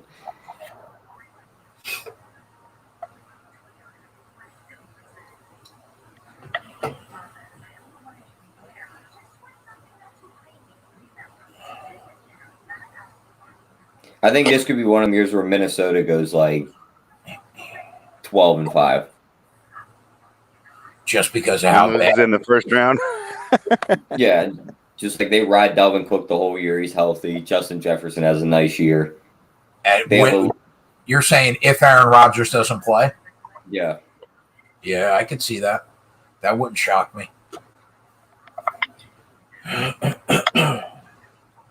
And depending on how long Chicago takes to pull the trigger to put Fields in, I think they could have a shot. Daniel McGill's ready said it doesn't matter what the Lions have. Goff wouldn't start on a high school team. I don't know. He was pretty good at Cal. I'm not going to lie. That year when everyone was like pegging him as the first pick in the draft, I'm like, I have no idea who this guy is. We watched him a lot, and I actually thought he was going to be really good. He was the leading candidate to be an NFL MVP for like 14 out of 17 weeks. That year they went to the Super Bowl. Oh, wow.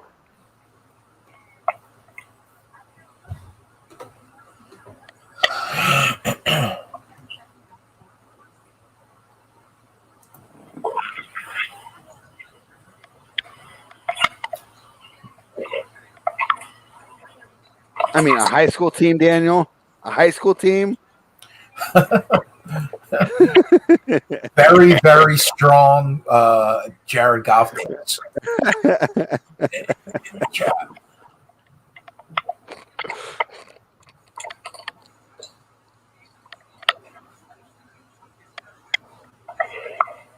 You guys see Alabama's quarterback already made $1 million and he hasn't even taken a college football snap? It's pretty good. I did not. That kid's going to be a beast. I just hope the college players for basketball start getting it so they don't go to the NBA. I think it's just college athletes in general can make names. But for the NFL, like, they don't really have an issue with guys leaving early, right? But like, we can definitely say that, or at least I will contend that the athletes leaving early in basketball has made the college product significantly weaker, and it's made the NBA somewhat weaker.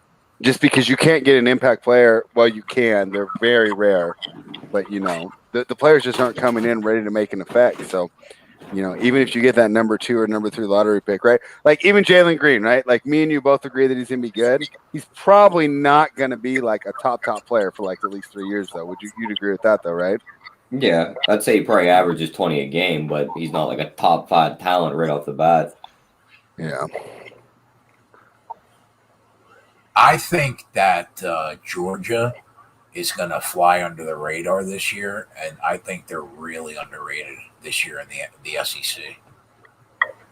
I hear everyone liking them. I hear everyone saying Oklahoma has a defense this year. I think JT Daniels is pretty good. I think Georgia's going to be good. I don't know if I mean, are they going to win the SEC? I mean, it's hard to with Alabama there, but I think that they're going to be good this year. I think Clemson just keeps chugging along with DJ under center.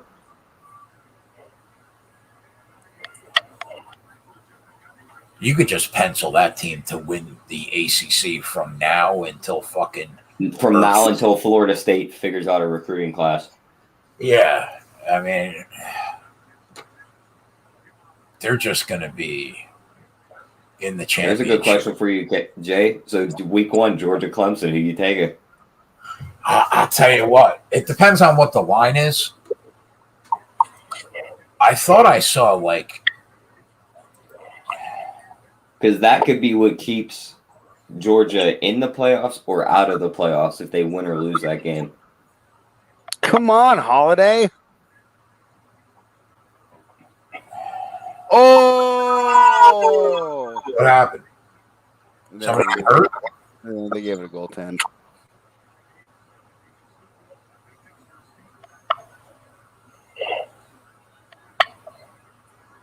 I mean, the ball was clearly above the rim. I know. I mean, I think what was the last time you saw the line? What was it, like 5, 4.5? For Clemson, Georgia? Yeah. Here, I'll pull it up. What was it? Yeah, I'll pull it up right now. Give me a sec. Listen, all I'm saying is that I think they're real. Well, you know what? They're not underrated. They're a 4.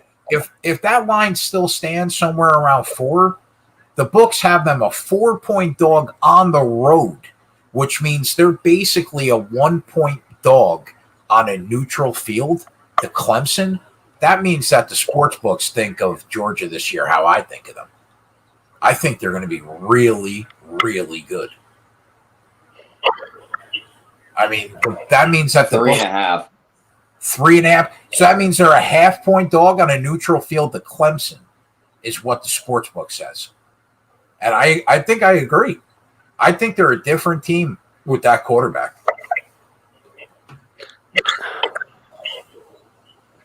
Why are we having Brooke Lopez when we have Giannis down low? I mean, it's just unbelievable.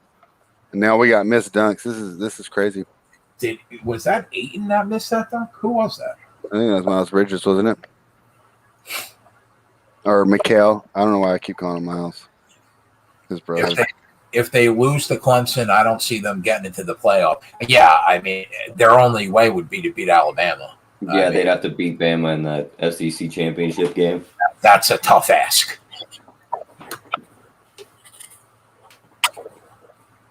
But now what happens if they beat Clemson week 1 and then lose to Alabama and Clemson just goes on and rolls the rest of the teams they play? If that's their only loss, Georgia's in.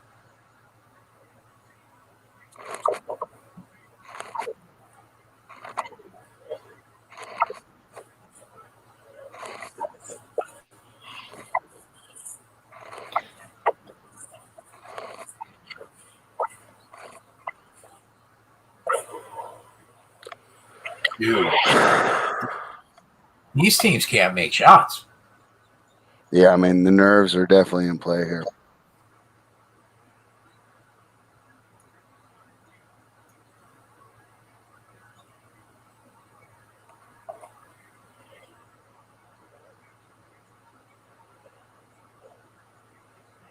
You can make an That argument. was great defense there by Holiday, and Booker still scored. You can make an argument that if Clemson wins that game and rolls the whole year, right? And Georgia beats Alabama, all 3 of those teams are in the playoffs. I'm probably with Connor on this one in the chat. It's probably that same 4 again. Ohio State, Oklahoma, Clemson, Bama. I just think Georgia's going to, even if they beat Clemson in that week 1, they drop the game to Alabama in that SEC championship game, and Clemson just thumps the shit out of somebody in the ACC championship game, they'll get in over them. All I'm saying is that if Clemson rolls, right, and Georgia beats Alabama, and Georgia and Alabama have 1 loss, and Clemson's undefeated, you can make the argument that all three of those teams will be in the championship in the 4, and then probably the winner of the Big Ten. Yeah, I could see that. My worry is they love to give that 4 spot to like an Oklahoma, or even you think the maybe playoffs even like an Oregon. You think the playoffs ever getting expanded? I think they'll eventually move it up, like maybe to 8 teams. But it's one of the things like you make it 8 teams. Like let me pull up the standings from last year. Let's see, college football rankings last season. I'll tell you, I'd love to see it 8 teams, bro. Because then you're going to get a couple. Well, here's the thing. Here's the thing about I don't think there's Cinderellas in football. Yeah, but you know what I mean. Like if the winner of the 1-8 matchup last year would have been Alabama versus Cincinnati. Alabama would have been favored by like 42. Yeah, but what about Coastal Carolina? Probably would have made it last year, right? They were 12th.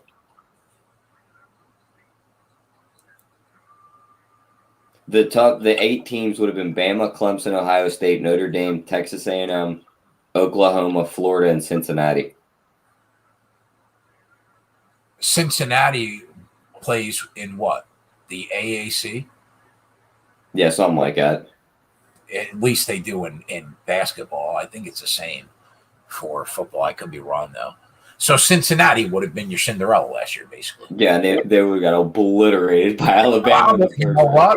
You're probably 100% right, but at least they got a shot. Like those, like the Boise State teams from 6 years ago. Oh yeah, the moment they dropped the game, they went from the 2 seed to the fucking like 13 seed. Yeah, they can't lose. That's the thing. They have to go undefeated.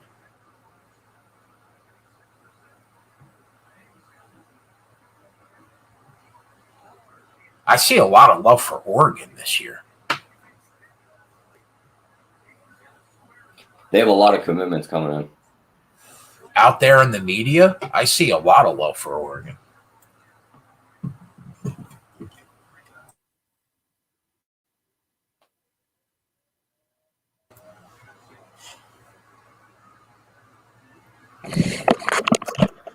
Tyler, did you see that's 3 on 8, and they got a. If I'm Milwaukee, I keep going at him. Yeah, let the big dummy just stumble down the lane so Scott Foster can blow his whistle. Last college football season, I didn't really post any plays for Rum Pure Bets because I let Twatty and JJ handle that, but Twatty's not here, so I might have to throw some college football plays on the sheet. You too, Tyler. Twatty had a bunch of plays on the spreadsheet last year. I'll throw some on. I try to focus all my time on the NFL and let somebody else take care of college football.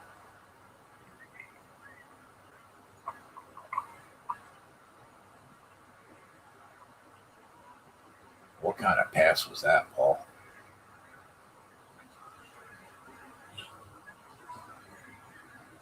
All right, let's go. Here comes the run.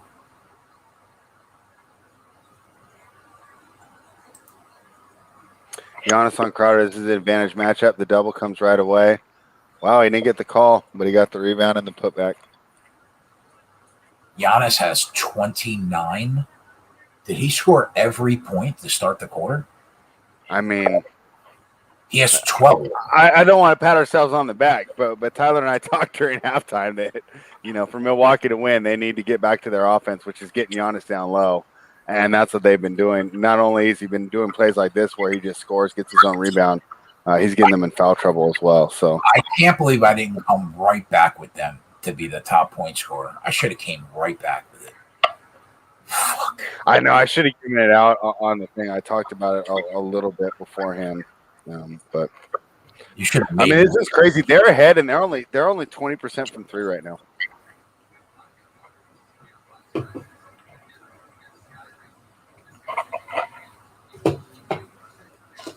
His live numbers 44.5.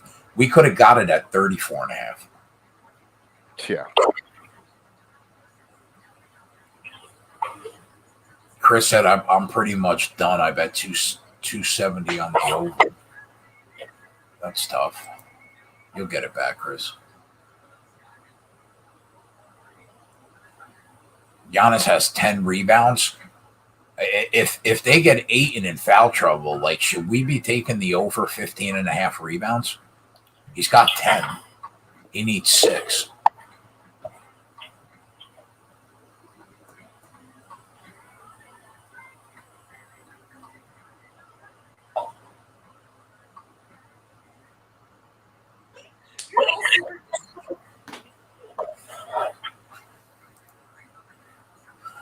Bucks are back up to a minus 190 favorite. Yeah, nice little run for them to start the third. Let's see if they can kill this second quarter trend that that Bubba Wallace was talking about. We got a GOAT sighting in the chat. Goat said Bama, Clemson, Georgia, Ohio State. If Georgia beats Clemson in week 1, then I think there's a good shot that could be the 4.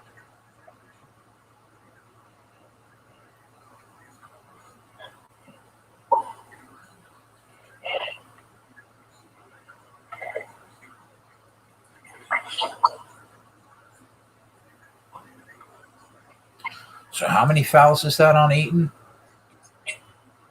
He only has 3 right now. Oh, okay. Paul has 3 also.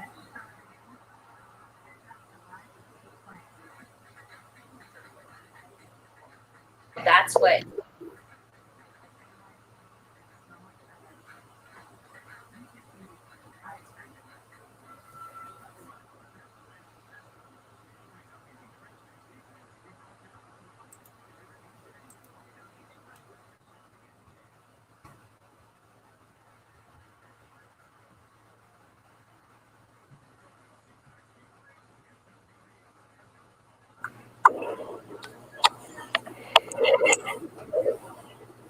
Connor says Rattler's going to bag the Heisman. Wait on it. Yeah, I mean Spencer Rattler should be the truth. What team is he on? I barely know anything about college football. It's Oklahoma's quarterback.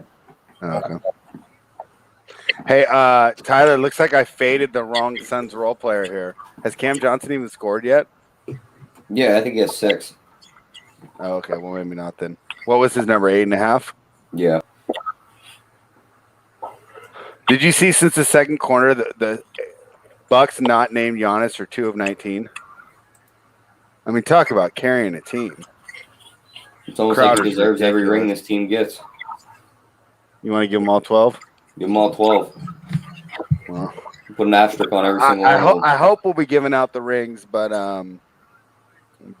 tie game here. I mean, you talked about it on Rundown today. You know, wouldn't be that crazy for everyone. You know, just think that it's over, and then the Suns. I don't like that call, but whatever.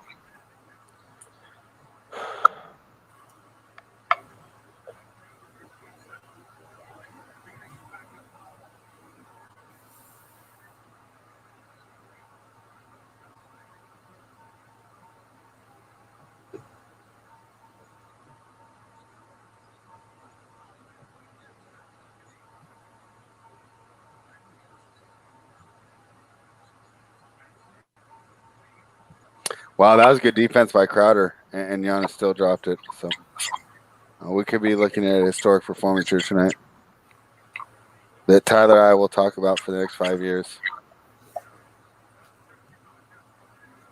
And that's just too easy to give Chris Paul that. Tyler's a big Bucks guy.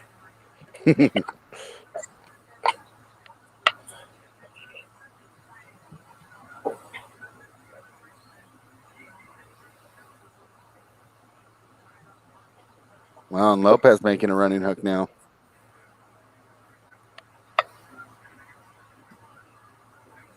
Off to a good start for our second half over, huh, Jay? Yeah. We got the totals right on this game. Let's see how the sides go. Going into this game, Giannis to win the MVP had to be what, minus 400? Yeah, right around. Damn, there we go, Stanford. That was a good play. Yeah, now this team's starting to resemble the team that I picked before the playoffs started. Still too easy by Paul there. I mean, I can't even believe he missed the first shot. I don't know why they turned that over. That's the only bad part about mute. I have no idea what happened there. Yeah.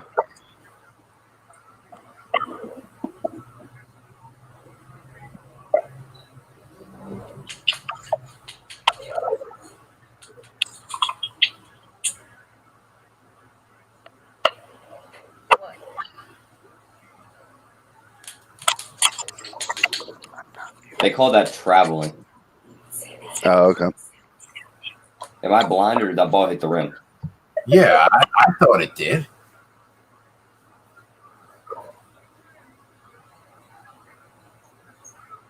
Wow. Crowder's in there getting those tough boards. Devin Booker. Wow. What a Booker no-show tonight. He's got 8 points. Oh, okay, Brooke. Wow, that's the Brooke Lopez heat check when he starts operating off the dribble. This would be his first title, right? Has he ever been on a championship team? No, I don't think so. He's got 10 points and his number's 12.5 spread. I would go for that.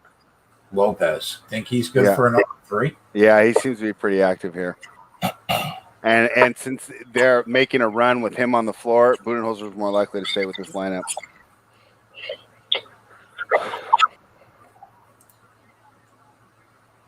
All right, Giannis for his Ayton off the dribble here. Gets right by and draws the foul. That's 4 on Ayton.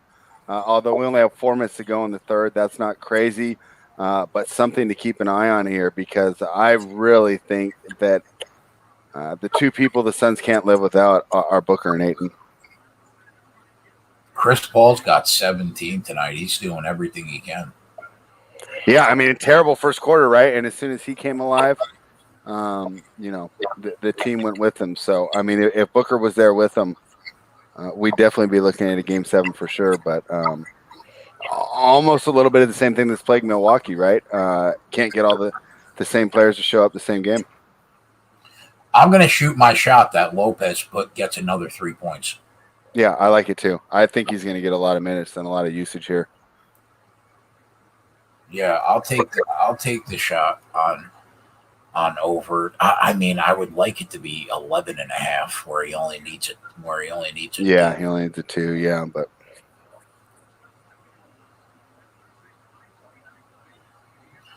I mean, he's played 24 minutes.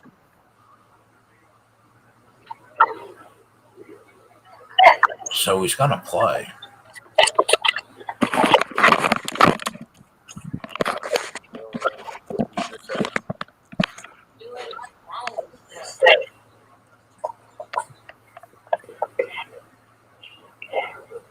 They took it off the board. Now it's back on. oh, Tyler, I don't know if you're not listening or not, but the dreaded Frank Kaminsky minutes have started. This is absolutely terrible for the Suns. And as I say that, Crowder hits a 3 off a Kaminsky rebound. Big 3 ball. Mm-hmm.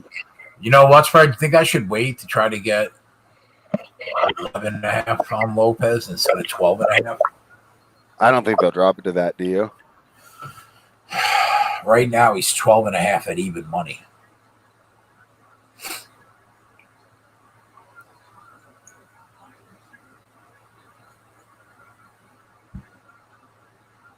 Ooh, there's a big shot by Holiday.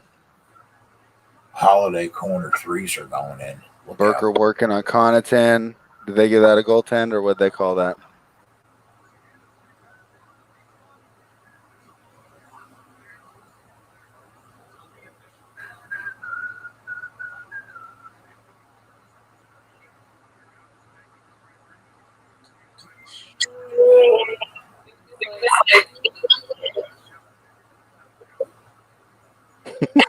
We should have bet on them tonight. I know.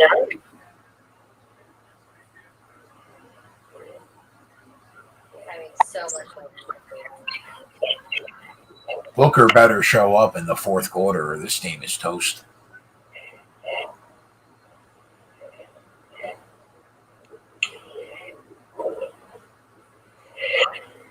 I understand Connaughton's gripe there. That was it looked like Booker did initiate the contact, but most of the time they're going to give that to the offensive player.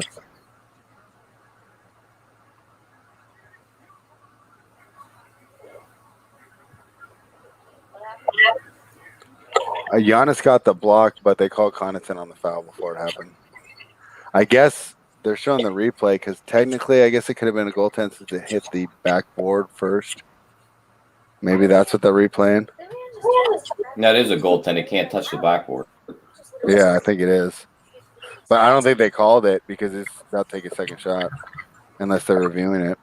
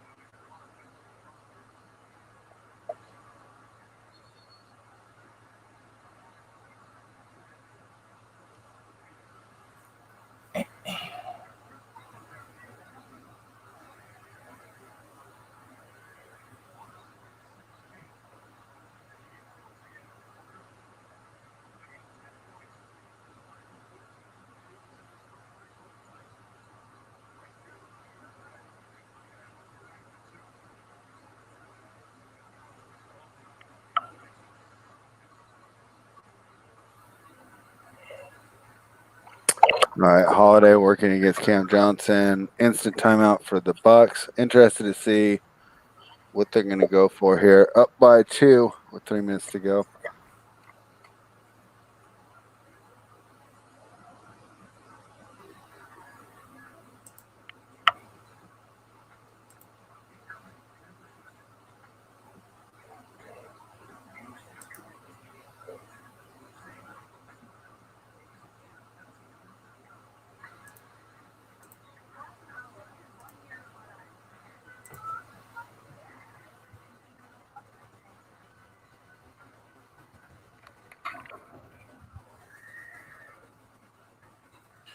And Butter's coming down tomorrow for the week.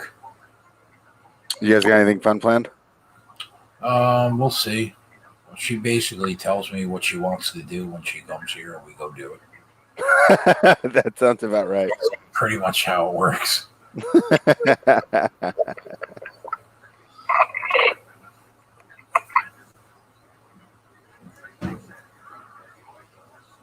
The only other live show this week, barring a Suns win tonight. If the Suns win tonight, I guess we got Thursday. But if they don't win tonight, the only show is going to be Saturday because NASCAR is on a 2-week break because of the Olympics, I think. Yeah. So be a lot of free time this week. Well, then it's a great week to have your daughter. Yeah. Yeah, I just got all the free time with the NBA dying down, and I didn't have my car this week, so that timing didn't work out so well. But should get it back tomorrow. Then you guys got a nice break till football season starts now. Yeah, it's actually shorter than usual, but it'll be a lot of fun. So we'll still do a couple rundowns. So next Thursday we'll do a rundown for the draft. Tyler and I, and then I don't know. I'll talk to some of those guys. I don't know what his schedule is, but Steve would be pretty good for that. Wouldn't you think? With all the college capping he does. Yeah, definitely. Yeah, I mean, I definitely want to get a college capper on, just to help me out with some of the evaluations. Obviously, I've done my own evaluations on like the top 10 picks, but to definitely help us out, flesh through. Either the second 20. Steve or Gavin or both. Yeah, so I'll reach out to them.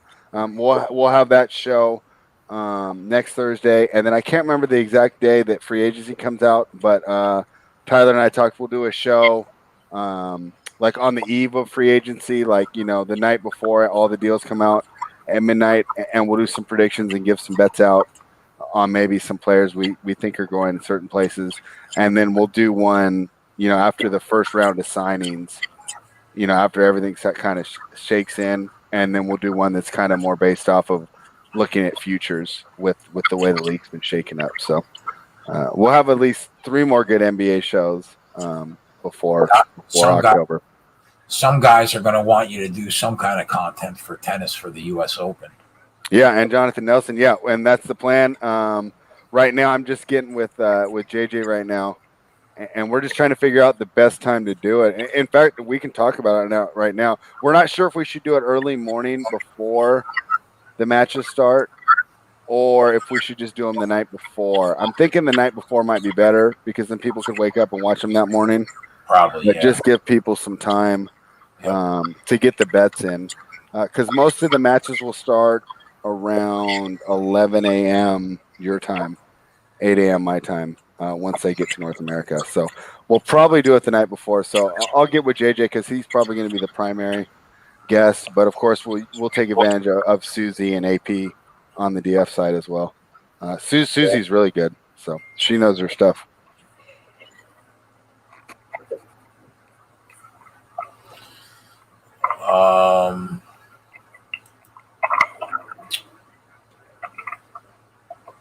Yeah, so Gavin wants an invite, so I'm going to send him one now to come hang out for the last quarter. Cool.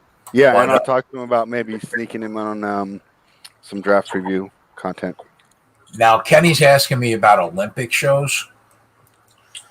I'm not opposed to doing some kind of Olympic shows, but I just don't want to do them and talk to myself, like with the time difference. I don't know how many people are going to be up and around to like watch it. That's my only issue. But I mean, talk about going for the pregame content. That might really be the one, right? A lot of people are going to wake and cash those. Like, I'll be honest, even though I handicap tennis, I wake and cash like a ton of European tennis. Like, if it starts at 2 or 3 in the morning, like, no, like I just wake up and I find out, which actually is kind of rough on your mental. It's like you're either up or down, 4 figures before you've even had a cup of coffee. So yeah, I think it's harder. At least like I do prefer the NBA where, I get up, I do my work, and then I, wait and I get my results in the evening. And then if it goes bad, I just go straight to bed, if it goes good, have a good evening. But it kind of sucks when you lose, a big figure real early in the day. I hear Oki's got to vote for night before. All right, well, we'll work on that, Oki. Maybe we'll do we'll work maybe when the show court matches start, like the last match of the evening, and kind of get the night before. So, talk to JJ about getting those going. Joey and JJ usually do a lot of their stuff late night, don't they? For the MLB show. I know they do a Sunday morning one, but JJ does a Saturday afternoon live MLB show and then the Sunday morning one. But Joey's Tuesday and Wednesday night stuff is always in the evening. And okay. So we'll maybe do a more of a Joey schedule on that one then, and then people can wake up and watch, especially because even if I wake up at 6 in the morning, which is pretty early, it's already 9 o'clock for you guys. Yeah.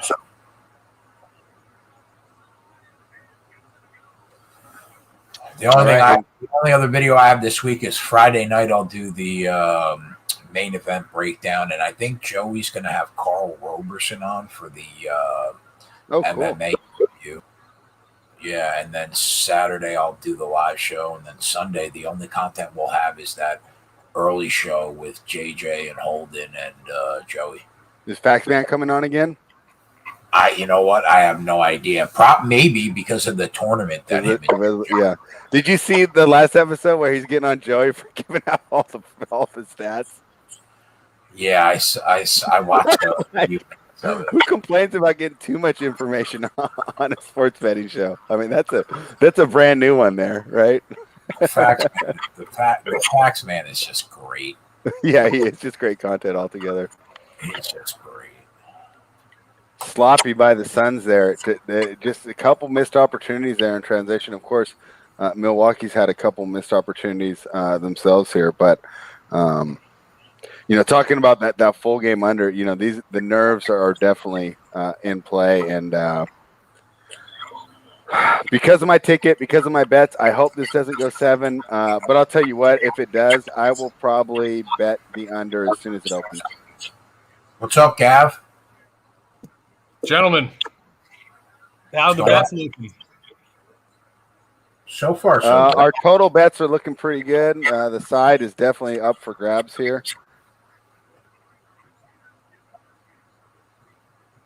What was did Mikey already crash or what? Yeah, he came left already. I don't think he made it to halftime. He did not. You missed it, Gav. I mean, this kid's a work of art. He doesn't go to concerts. He's like 22 years old. Dude, he's a fucking if you're like my age and you don't go to concerts, I'm like, yeah, okay, I get it. I've seen most of the bands I want to see. But at 22, I mean, 63 like every other weekend. 63 points in the third quarter spread. Yeah.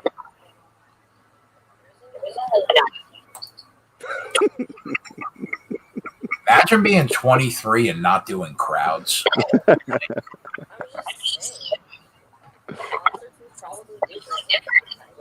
Yeah, they probably were. In the 90s, everybody was like, what are they doing in the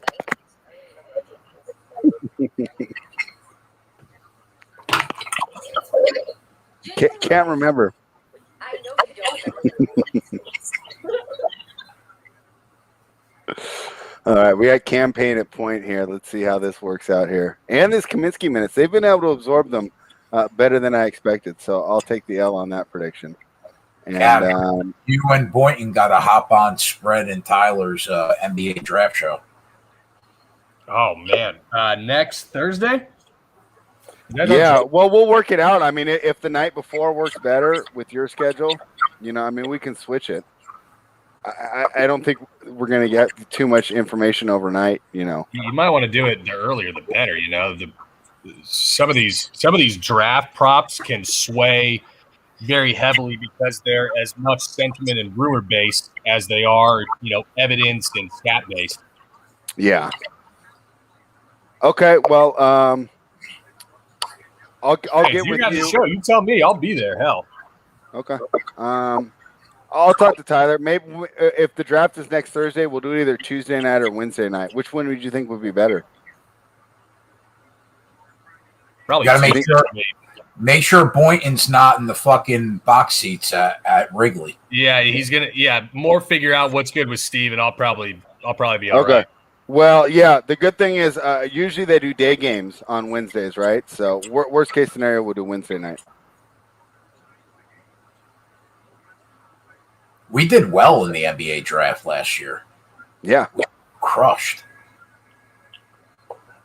I think last year might have been a little easier, though, with the prospects being so much more defined. I think the top 4, I don't know, maybe 5. I guess, would you say 5, Gav, are pretty locked in? And then it's just a free-for-all, right? Well, I don't even know 5. I wouldn't even say Barnes. I wouldn't even say the top 3 are locked in. I could see the Cavs going multiple different directions. No way, they have to take Mobley. What did you think?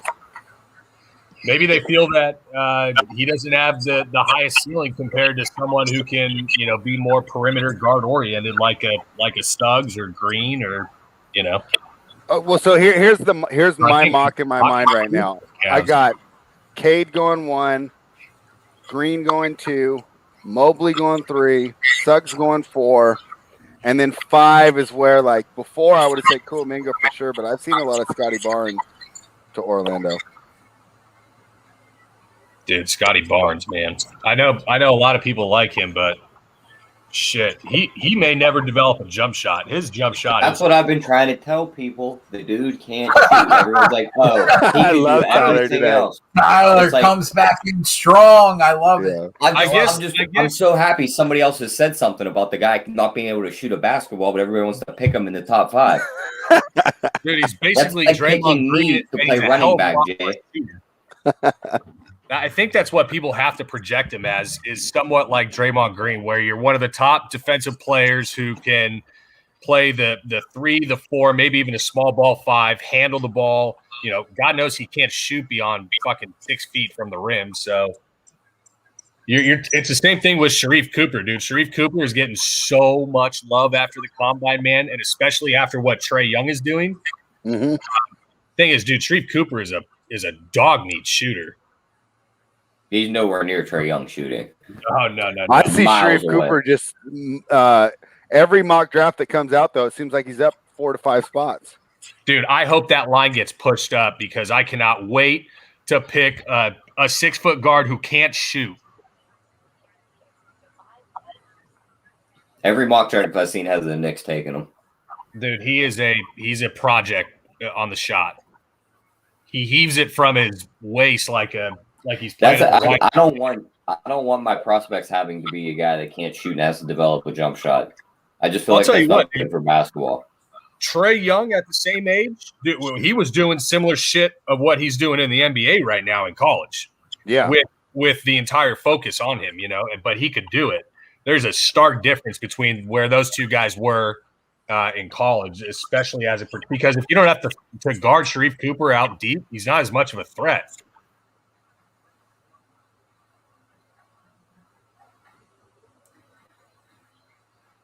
Yeah, Tyler thinks Jalen Green's the best player in the draft. Do you agree? See, I'm going to be kind of in the dark on these two G League guys, in all honesty. Like, okay. I'm going to have to be there's no way I'm going to be as solid on kind of what I see from them compared to the other guys that I watched the entire year of.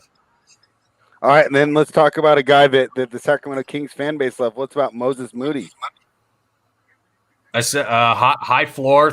At worst, he's a 3-and-D guy. Mm-hmm. He's not going to be the most kind of explosive and burst guy, but he reminds me of like a little bit of DeMar DeRozan, kind of in terms of shot making. He has a little bit better shot from deep than DeRozan, but again, kind of not really that super twitchy, explosive guy. Right. So, you know, there is a little bit of potential worry in terms of how much can he create on his own at the next level. Jalen Johnson's another one that I've seen wildly different speculation on him. Do you think he'll end up being good? He's the Duke guy that quit. I don't. I tend not to bet on guys that are kind of mental handbaskets like that. You just never know. Yeah. Plus, Duke power forwards don't really have like a strong. Like, who's the best one ever? Carlos Boozer. Leitner, I guess, was a 3 or 4. But yeah, it's Marvin Bagley's not doing him any comparisons, given it's kind of athletic, undersized. He's only like 6'9", dude. You know, it's not like he's super tall and athletic like a Mobley. You know, and yeah, he's got a 7-foot wingspan, but he's still only 6'9". Doesn't it seem like OKC's trading up into the top 3 or 4? I don't think anyone's going to trade down though. I think Cleveland's going to trade down for 5 and 8. Mm-hmm. I'll put you guys in charge of aggregating those rumors. You're just going to be closer to the wire than I am on a daily basis for that stuff. But they've already talked about accumulating assets. They have a big already. They kind of want to deal Sexton. Why not deal Sexton to New York for 2 of their first-round picks? Turn around and back up 2 spots and pick up 2 more picks, and then you just load up on young guys. You know why I know they won't do that? Because it makes a little bit too much sense for the Knicks. Well, no, that'd be the Cavs doing that. Oh, the Cavs dumping Sexton. Same bucket. There you Knicks. go. Same bucket. Yeah. What picks did the Knicks have, T? What number? It's like 21, 24, and 32. Is the draft deep enough for us to get somebody solid? Yeah. There's good players in the 20s this draft. I was pretty good in high school, Kenny, and I still don't think I can get any back. But maybe. There's no way an average human gets back 5. This is a shit fest. 82 up with 10 to play, huh?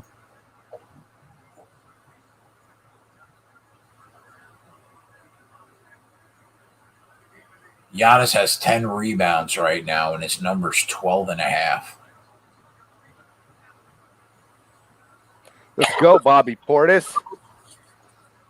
Bobby P. Couldn't you see the Warriors trying to make a move up too? Like, wouldn't Mobley be like the perfect guy for them? Well, I mean, they have Wiseman. No, I don't think they would. If they move off 7 and 14, it's for an established player. I would think. Yeah, I mean, Kenny, I played in high school and I was pretty good, and I think 1 or 2 is. I mean,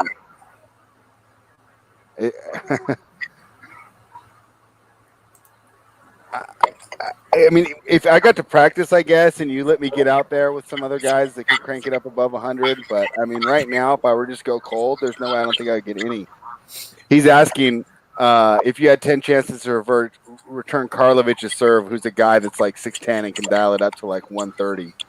How many do you think you could get back and play? And I'm saying I don't think really very many at all.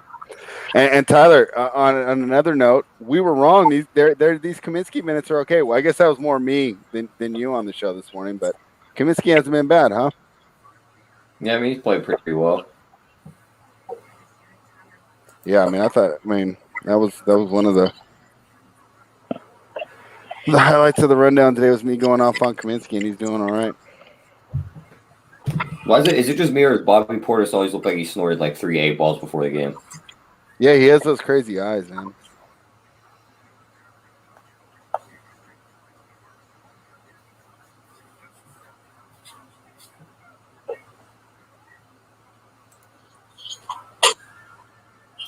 It's a 2-point game right now, and the Bucks are minus 220 on the money line.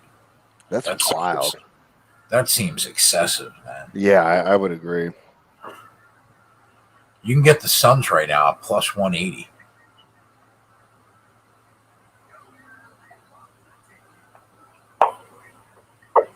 I don't think they're going to win, but I mean, you'll probably have a good arb there. Wouldn't you think that the Suns will take a lead at some point for the rest of the game, Tyler? I mean, I don't know, spread at this point. They could run away with it. I'm not getting any money involved in this game.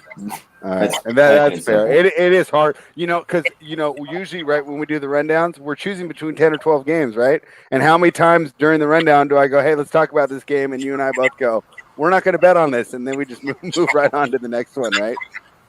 That's I think the hard part about this point of the season is it's just we only have one game. We can't pick and choose our favorite spots. Can we talk about Doritos for a minute? Okay. I haven't had any for like 2 years, so Tyler will have to take charge. I ate a Dorito for the first time in probably 5 years because like when I have my go-to chips, and Doritos are never in the rotation. Okay. But that being said, I ate a Dorito, and I think they like changed it up a little bit. Like it's nowhere near as flavorful as it was 5 years ago. I think they put like less cheese on the Dorito than they did 5 years ago. It tastes different. It doesn't taste the same. Anybody here? Anybody? I haven't had chips for a couple of years, so. Anybody here partake in Doritos regularly? No, I'm not a Doritos guy. Yeah, me either. What the hell is wrong with you guys? Doritos are phenomenal. Okay, so have you been consistently eating Doritos?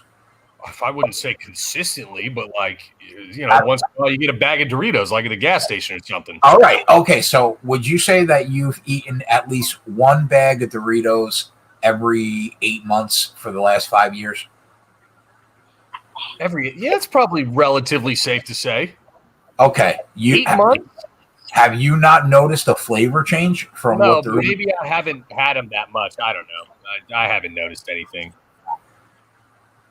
Jonathan Nelson says Doritos are excellent, top 3 chip. Okay, but John, there's been a change in the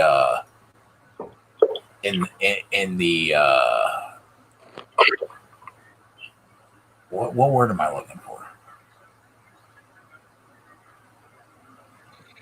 I wouldn't say flavoring, but it's probably the chemical dust that they put on it.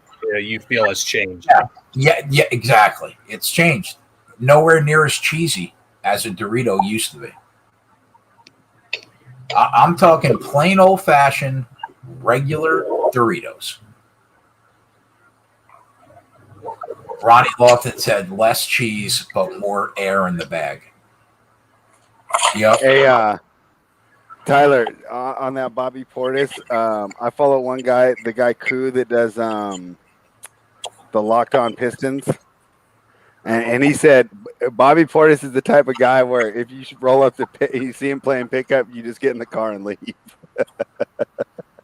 Yago is mystified by spreads. I haven't had a bag of chips in years, quote.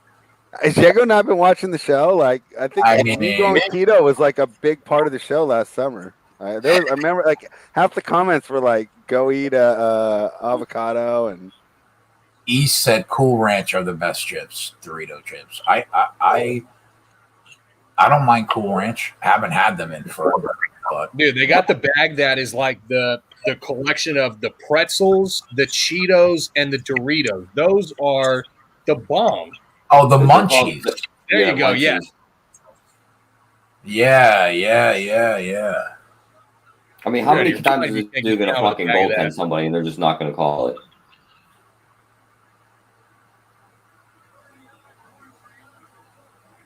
$39, $12, and $4 for Giannis.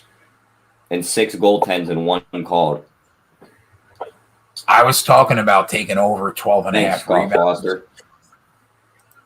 Over 12 and a half rebounds, and he's like there already, man. He's got 12. I should have hit that. Fuck. That was stupid. Chris Paul with 22.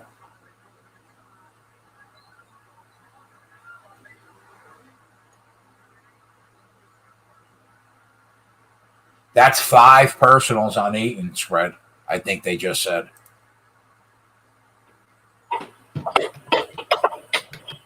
I could be wrong, but I thought they just said 5 personals. Oh, maybe that's 4. Steve said the purple Doritos are elite. I don't think I've ever seen a purple bag of Doritos. What flavor is that, Steve?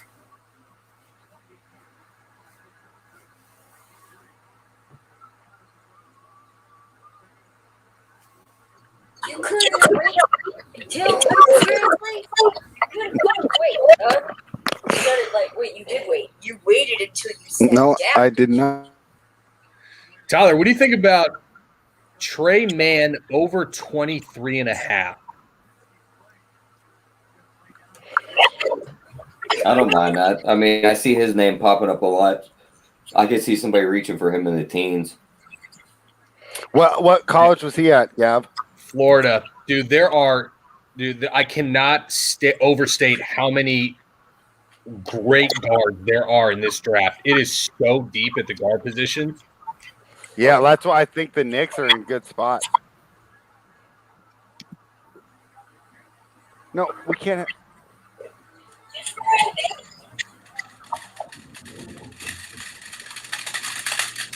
Hey, That's what 5 on Bobby Portis, 5 on Eaton.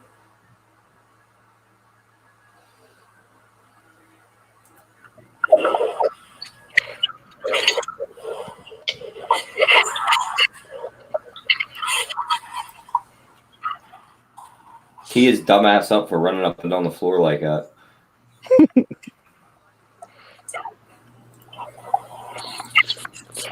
Who do you hate the most on Milwaukee, Tyler? Tyler, who do you hate the most on Milwaukee? Is there anyone you like on Milwaukee? I hope their parade gets shot up. Oh, no. Oh, no. He's not happy with this team. No, he didn't. Gets technical foul called, misses free throw. Good job, Chris Paul. There we go, Giannis. That's what I'm talking about. Ay vey.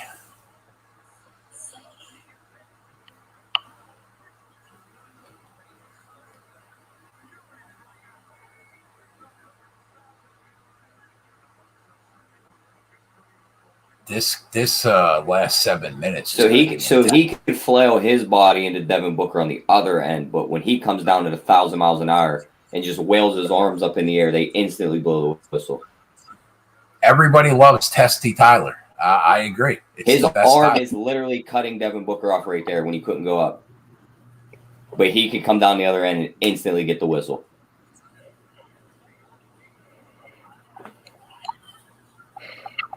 Giannis wants 50 tonight.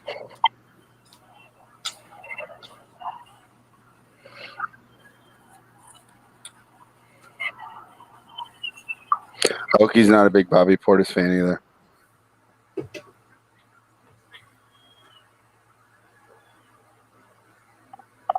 Why is Chris Brady talking about Spice Girls?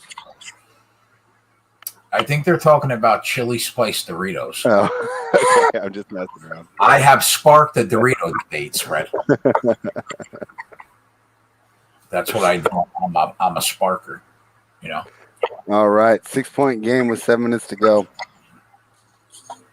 Are you going to take over now? Nope. Yeah, you can talk. It's all reversed or something. What's going on? Hi, Jack. Good. How was your day? It's been okay. Just another day. Normal day. Nothing exciting. The little kid's coming over tomorrow, so that'll be cool. Oh, yeah? Yep. Anything fun? It all depends on what she wants to do. Is she still making you watch? What show was it she was making you watch? Grey's Anatomy? Oh, yeah. I'm all caught up. All 17 seasons. Yeah, I was going to say, isn't there like 92 seasons or something like that? Yeah, it was the wrong decision to make to tell her that I would watch them all, but I'm all caught up. My daughter has, she's been making me watch an anime show. What's it called? My Hero Academia, right? Season 3 had like 64 episodes. That's where I draw the line. I draw the line at anime. I can't do it. I like some anime.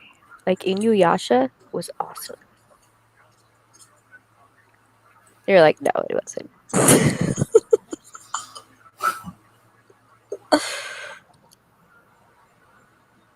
Been watching baseball? I watched tonight's game. Did you see how my babies did? I would rather be. Yeah, DB Gnarly. The Astros spanked them, huh? I was like, yup. There's my babies. Tucker's home run. Just everything just fell into place for them this evening. I was actually just looking at the trades and stuff that they'd announced. Who is it? Craig Kimbrell. I guess they're gonna try and trade out Atreyu for him, which makes sense. Atreyu's not all that hot. Oh, that's right. Yes, beat down Gnarly. Exactly. It's almost like they're good or something. It's crazy. Giannis is mean, man. I think Gregory likes it when I take over the headset because then he can like wild out off camera. Or spread, whatever you guys. What do they call you? Doesn't matter, cat's out of the bag, but What do they call who? Gregory. Oh, Greg. Come on, Chris. Oh my.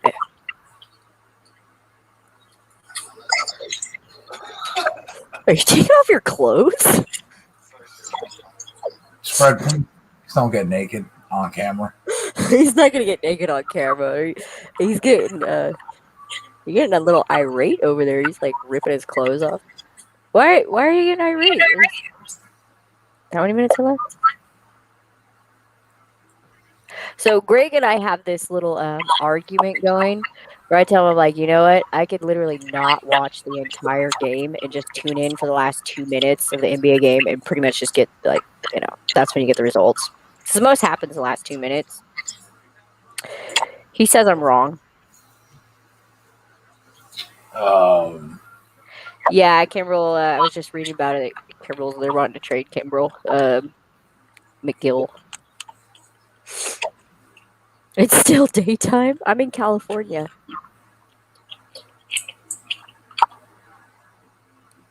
When am I getting my magic cookies? Like, when's that going to happen? When everybody gets their T-shirts. Oh, you settled the not you too.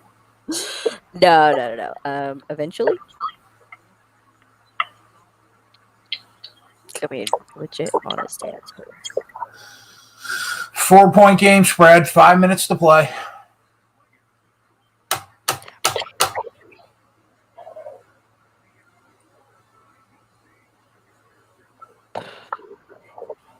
I think God hates baseball. I hate baseball. Like if all you, I would cut my pinky off to have the NFL start in April and go through to February, and there would be no baseball season. I swear to God, you could take my pinky. I could get by with 9 digits. I'm good. How dare you? What is it with you? How come you don't like baseball? I just hate it. I don't Why? like it. I just don't like it. It's such a fascinating game. There's so much math behind everything. It is fucking awful. I tried to cap NBA when Gregory and I first met, and he was like, "Hey, you'd probably like this." Turns out he's just a degenerate gambler and just trying to get me in on what he likes. Well played, though. Well played. I suck at NBA capping, so props to you guys.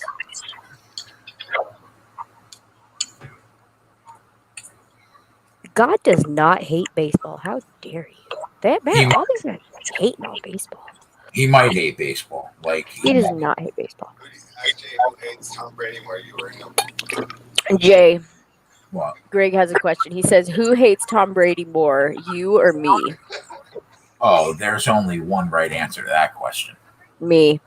You don't have a fucking chance. Bet.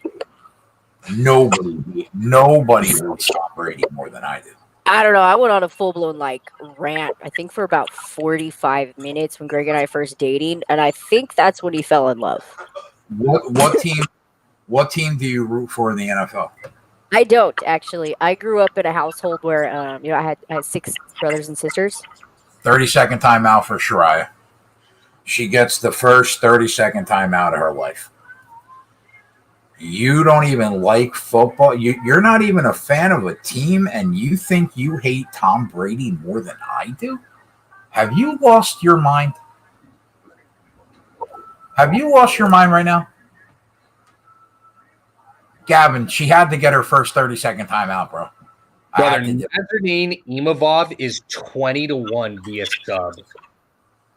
First of all, sir, I did not say that I do not like the NFL. I said I do not have a favorite team. There's quite a difference. I mean, I love football for the most part. The only way that you could possibly hate Tom Brady more than there is no possible way. Like, if you wanted to, you could equal my hate if you were like a diehard Jets fan, Bills fan, or Dolphins fan. Then, true. I mean, I'm sorry, but I beg to differ. I watch all the teams. I admire the players in general. I admire the sport, just what they're able to do, athletically is amazing.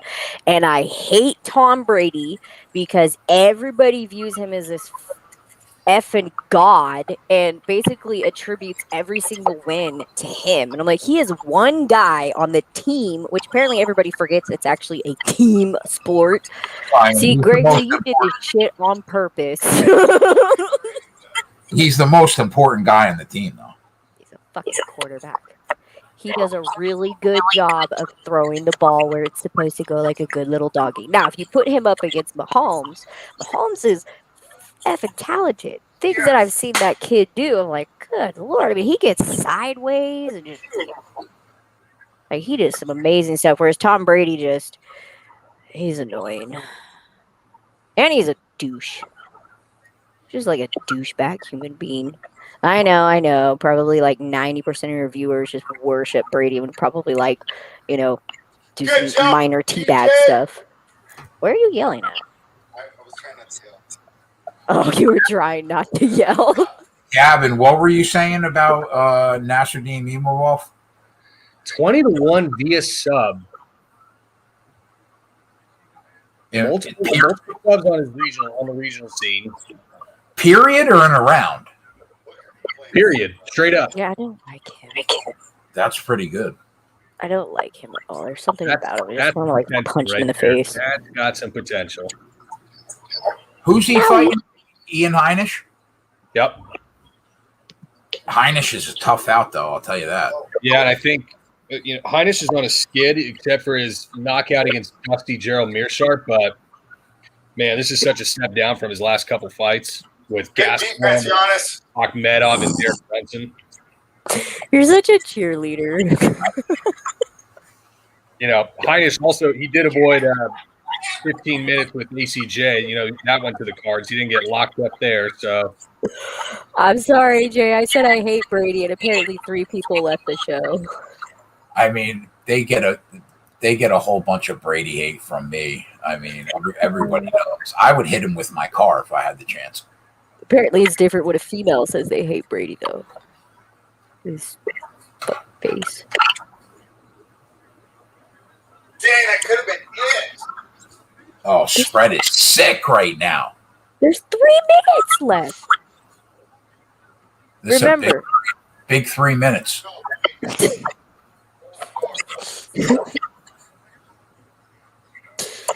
Don't worry, you still got a minute left before it actually effing matters, babe.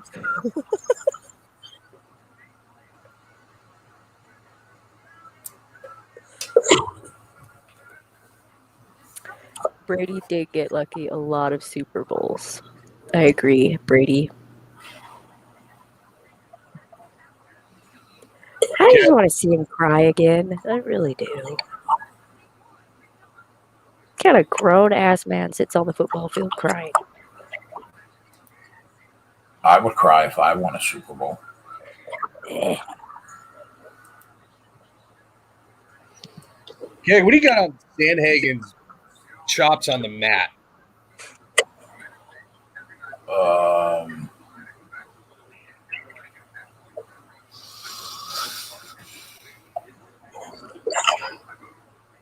I think TJ might be able to get him down, but I don't think he would be able to keep him down. Dude, I'm looking at some funky spots for this card, guy. Well, I mean, it worked for us last week. We went funky this week. Sandhagen, round 3 submission, 40-1. Round 4 submission, 45-1. Oh, man. Especially if TJ has any sort of kind of cardio dump first fight back in a 5-rounder where he's probably going to be losing the stand-up. My question is, if Dillashaw comes in looking like he did against Cody, then I think he could win the fight. But how much of the last 3 years was the sauce and how much of it was him? Like, that's the big question that I have. Because, I mean, if he's not as good as he was and it's the sauce, I think Sandhagen's going to fucking destroy him on the feet. You should. And that 40-1, like, especially if you think TJ can at least survive, longer than Frankie Edgar getting flying knee. Although, Dillashaw is a way shorter guy. That flying knee is going to be there for him. But if he can survive the first couple and doesn't really have the cardio, that 40-1 leaves it open for a club and sub. Like, well, he could go for 5 rounds easily when he was on the sauce. Yeah, I think that's probably the biggest. I'm less concerned about muscle mass and punching power as much as I'm concerned about cardio when it comes to that stuff for these guys. And you know what? I mean, TJ, his chin is way crackable. He got hurt by Cody. He got dropped by Cejudo. Like, he is definitely susceptible to getting dropped. Yeah. Because his chin is not great. Now, you can make the argument that having about 2 years off probably really helps that. But still. If TJ, my gut says his game plan is going to do exactly what Aljo did. Yeah. I just think that Aljo was able to keep Corey on the mat if he had to, and I don't think Dillashaw can keep him there. Yeah. Excuse me. Look, it's almost that time. It's almost that time. That's part of what I'm thinking too. If they're going to spend some time on the mat, assuming that TJ is at least going to get it there, and we're saying that Sandhagen's going to get up, that doesn't 16-1 just straight by submission that he can't grab a neck in a scramble. I don't know. I'm thinking of some funky spots here, man. If you take any if you think that people that talk about like what we witness inside the gym matters, a lot of guys that trained with both of them 7 years ago when Corey Sandhagen didn't have a clue what he was doing yet, really, said that Sandhagen in sparring sessions used to eat Dillashaw up before he even knew what he was doing. Yeah, when Dillashaw was way further along in his career at that point. Yeah, I've heard that. I just don't know. Do you take that with a grain of salt and just throw that out completely? I don't know. The biggest question mark, though, is the sauce. And maybe TJ wrestles and puts on a good pace because, Sandhagen's going to force him to push a good pace too. He'll dance a little bit and use his footwork, but he's still going to throw some strikes, man. He throws some pretty good volume. And do we think that TJ has it for 5 rounds? Like, I'm kind of leaning towards taking Sandhagen in one of these later rounds potentially. I think they'll both be fresh enough to go 5 rounds. These little guys rarely cannot go 5 rounds. So I think they'll probably both be fresh the whole way through.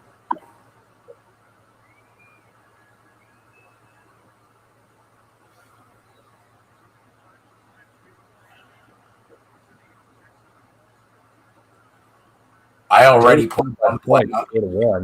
I got one play on the spreadsheet already for UFC 265. What? I can't even remember what card that is off the top of my head. Lewis gone. Yeah, one play on that card. I didn't put any plays though on the spreadsheet for this card yet. Oh, you're definitely laying the chalk. Amanda Nunes -900 against Juliana Pena, huh? Nope. No. Risk 9 units to win 1. What could go wrong? Yeah, I mean, if she was like -400, I'd risk 10 grand to make 2,500. You're welcome.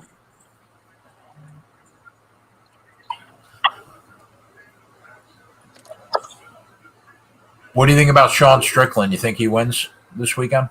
Do you want this back or do you want to keep? I think he's yelling? Pretty safe. Definitely. I think he's parlayable. 184 at FanDuel. I wouldn't even hate straight betting that. I'm looking everywhere else is north of 200 pretty much. For Strickland? Yeah. Yeah, I think he should beat Uriah Hall. Oh.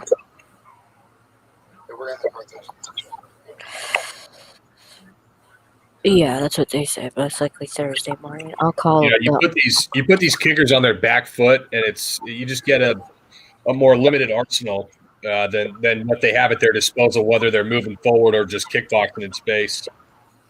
The co-main event this weekend, I think Aspen Ladd probably beats Macy Chiasson. I just can't bet her at -188. Padres. No way I'm doing that. I think she probably wins, and I think Miranda Maverick's going to beat Macy Barber.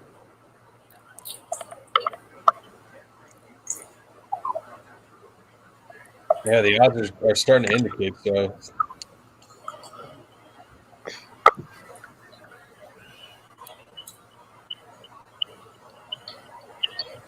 I don't really like this card though at all, man. No, these next two are gross. The following card is atrocious. I haven't found a bet worth making on this card yet for this weekend.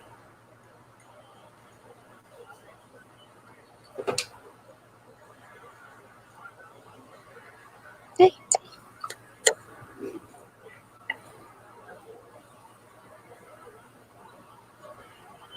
Let's go. That was a big miss by Devin Booker right there. Big miss.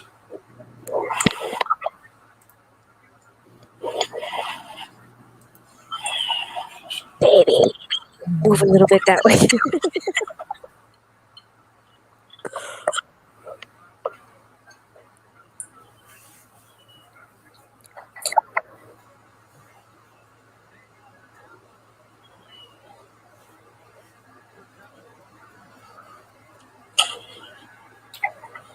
I mean, this card is fucking ugly, bro. Like, I might fade Sajari Eubanks on general principle. Minus 340? Elise Reed. Oh my God, man. I don't even know who that is, and I might take it. Oh, boy. Yes. They're fighting over it. Look at that energy. Greg's going to win his future. He's looking to cash this -5. Go ahead, spread. You sure you don't want to hear it? Jay's giving you props. Oh, now you want to? Yeah, I'm winning. I'll jump on now. Bye, Jay. Bye, Shreya.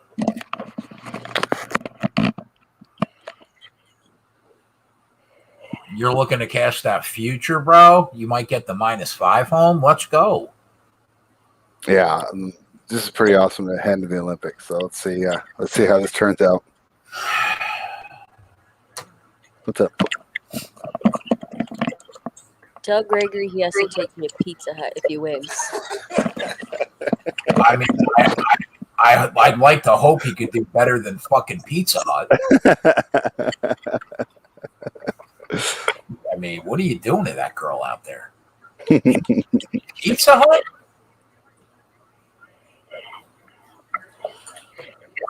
Guys better be going out for Kobe steaks.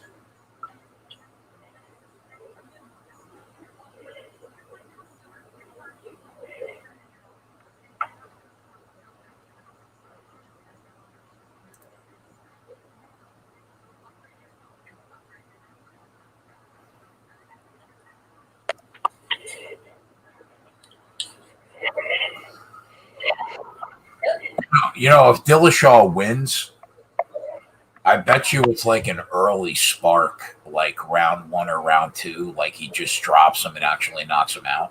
He's 8-1 and 11-1 in round 2. It wouldn't shock me to see him catch him. Dillashaw hits hard. Man, how is he going to get in on Sandhagen? Well, it comes down to speed. He back 2 years ago on that shit, he was fast enough to get inside against Corey. I just don't know if he could do it now. That's the problem.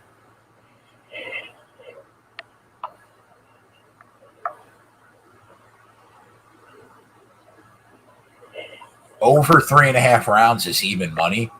So they think that this probably goes to the 4th round. Connaughton put my cover in jeopardy here with these free throws. Come on, buddy.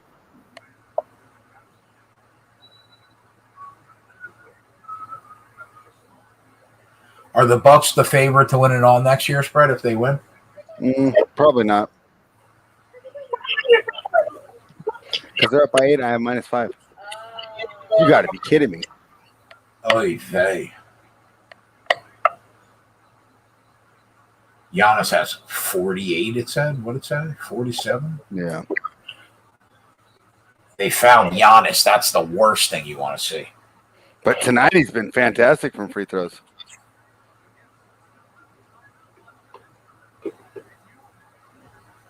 Feel bad for Chris Paul, bro. Andrew, I got +950 on Bookmaker before playoffs. I talked about it on Rundown. And I'll probably clip that and put that up tomorrow because JSU and Travis were giving me heck for it.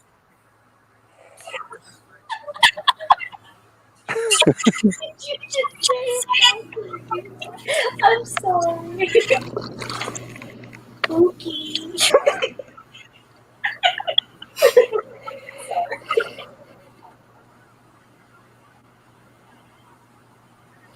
Yeah, I mean, Kenny, I was one of them. I thought they gave up too much for him, but 50 for Giannis tonight. and he's not going to make the free throws either. If I get backdoored here on this.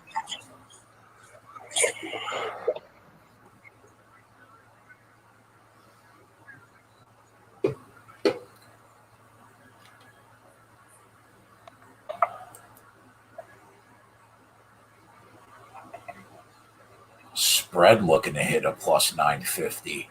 That's what I'm Yeah. talking about. And a Let's plus 188 on the sheet because I gave out the Bucks to win the series before game one.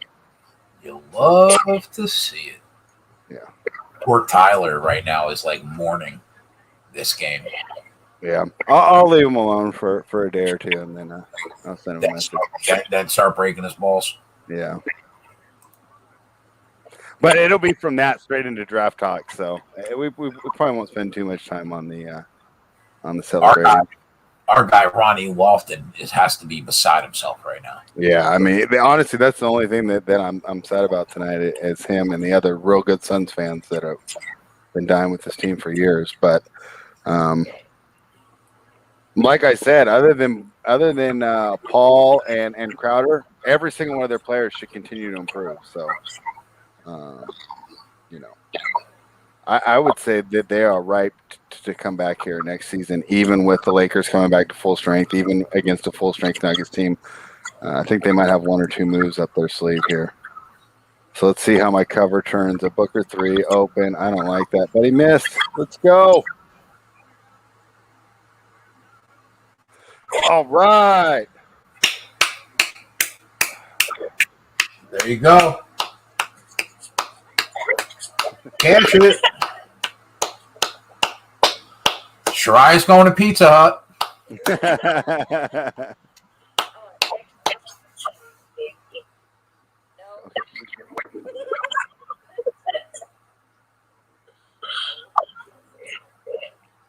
Cool. Well, this was definitely a lot of fun for me and for everyone who tailed. Did we get the second half over home?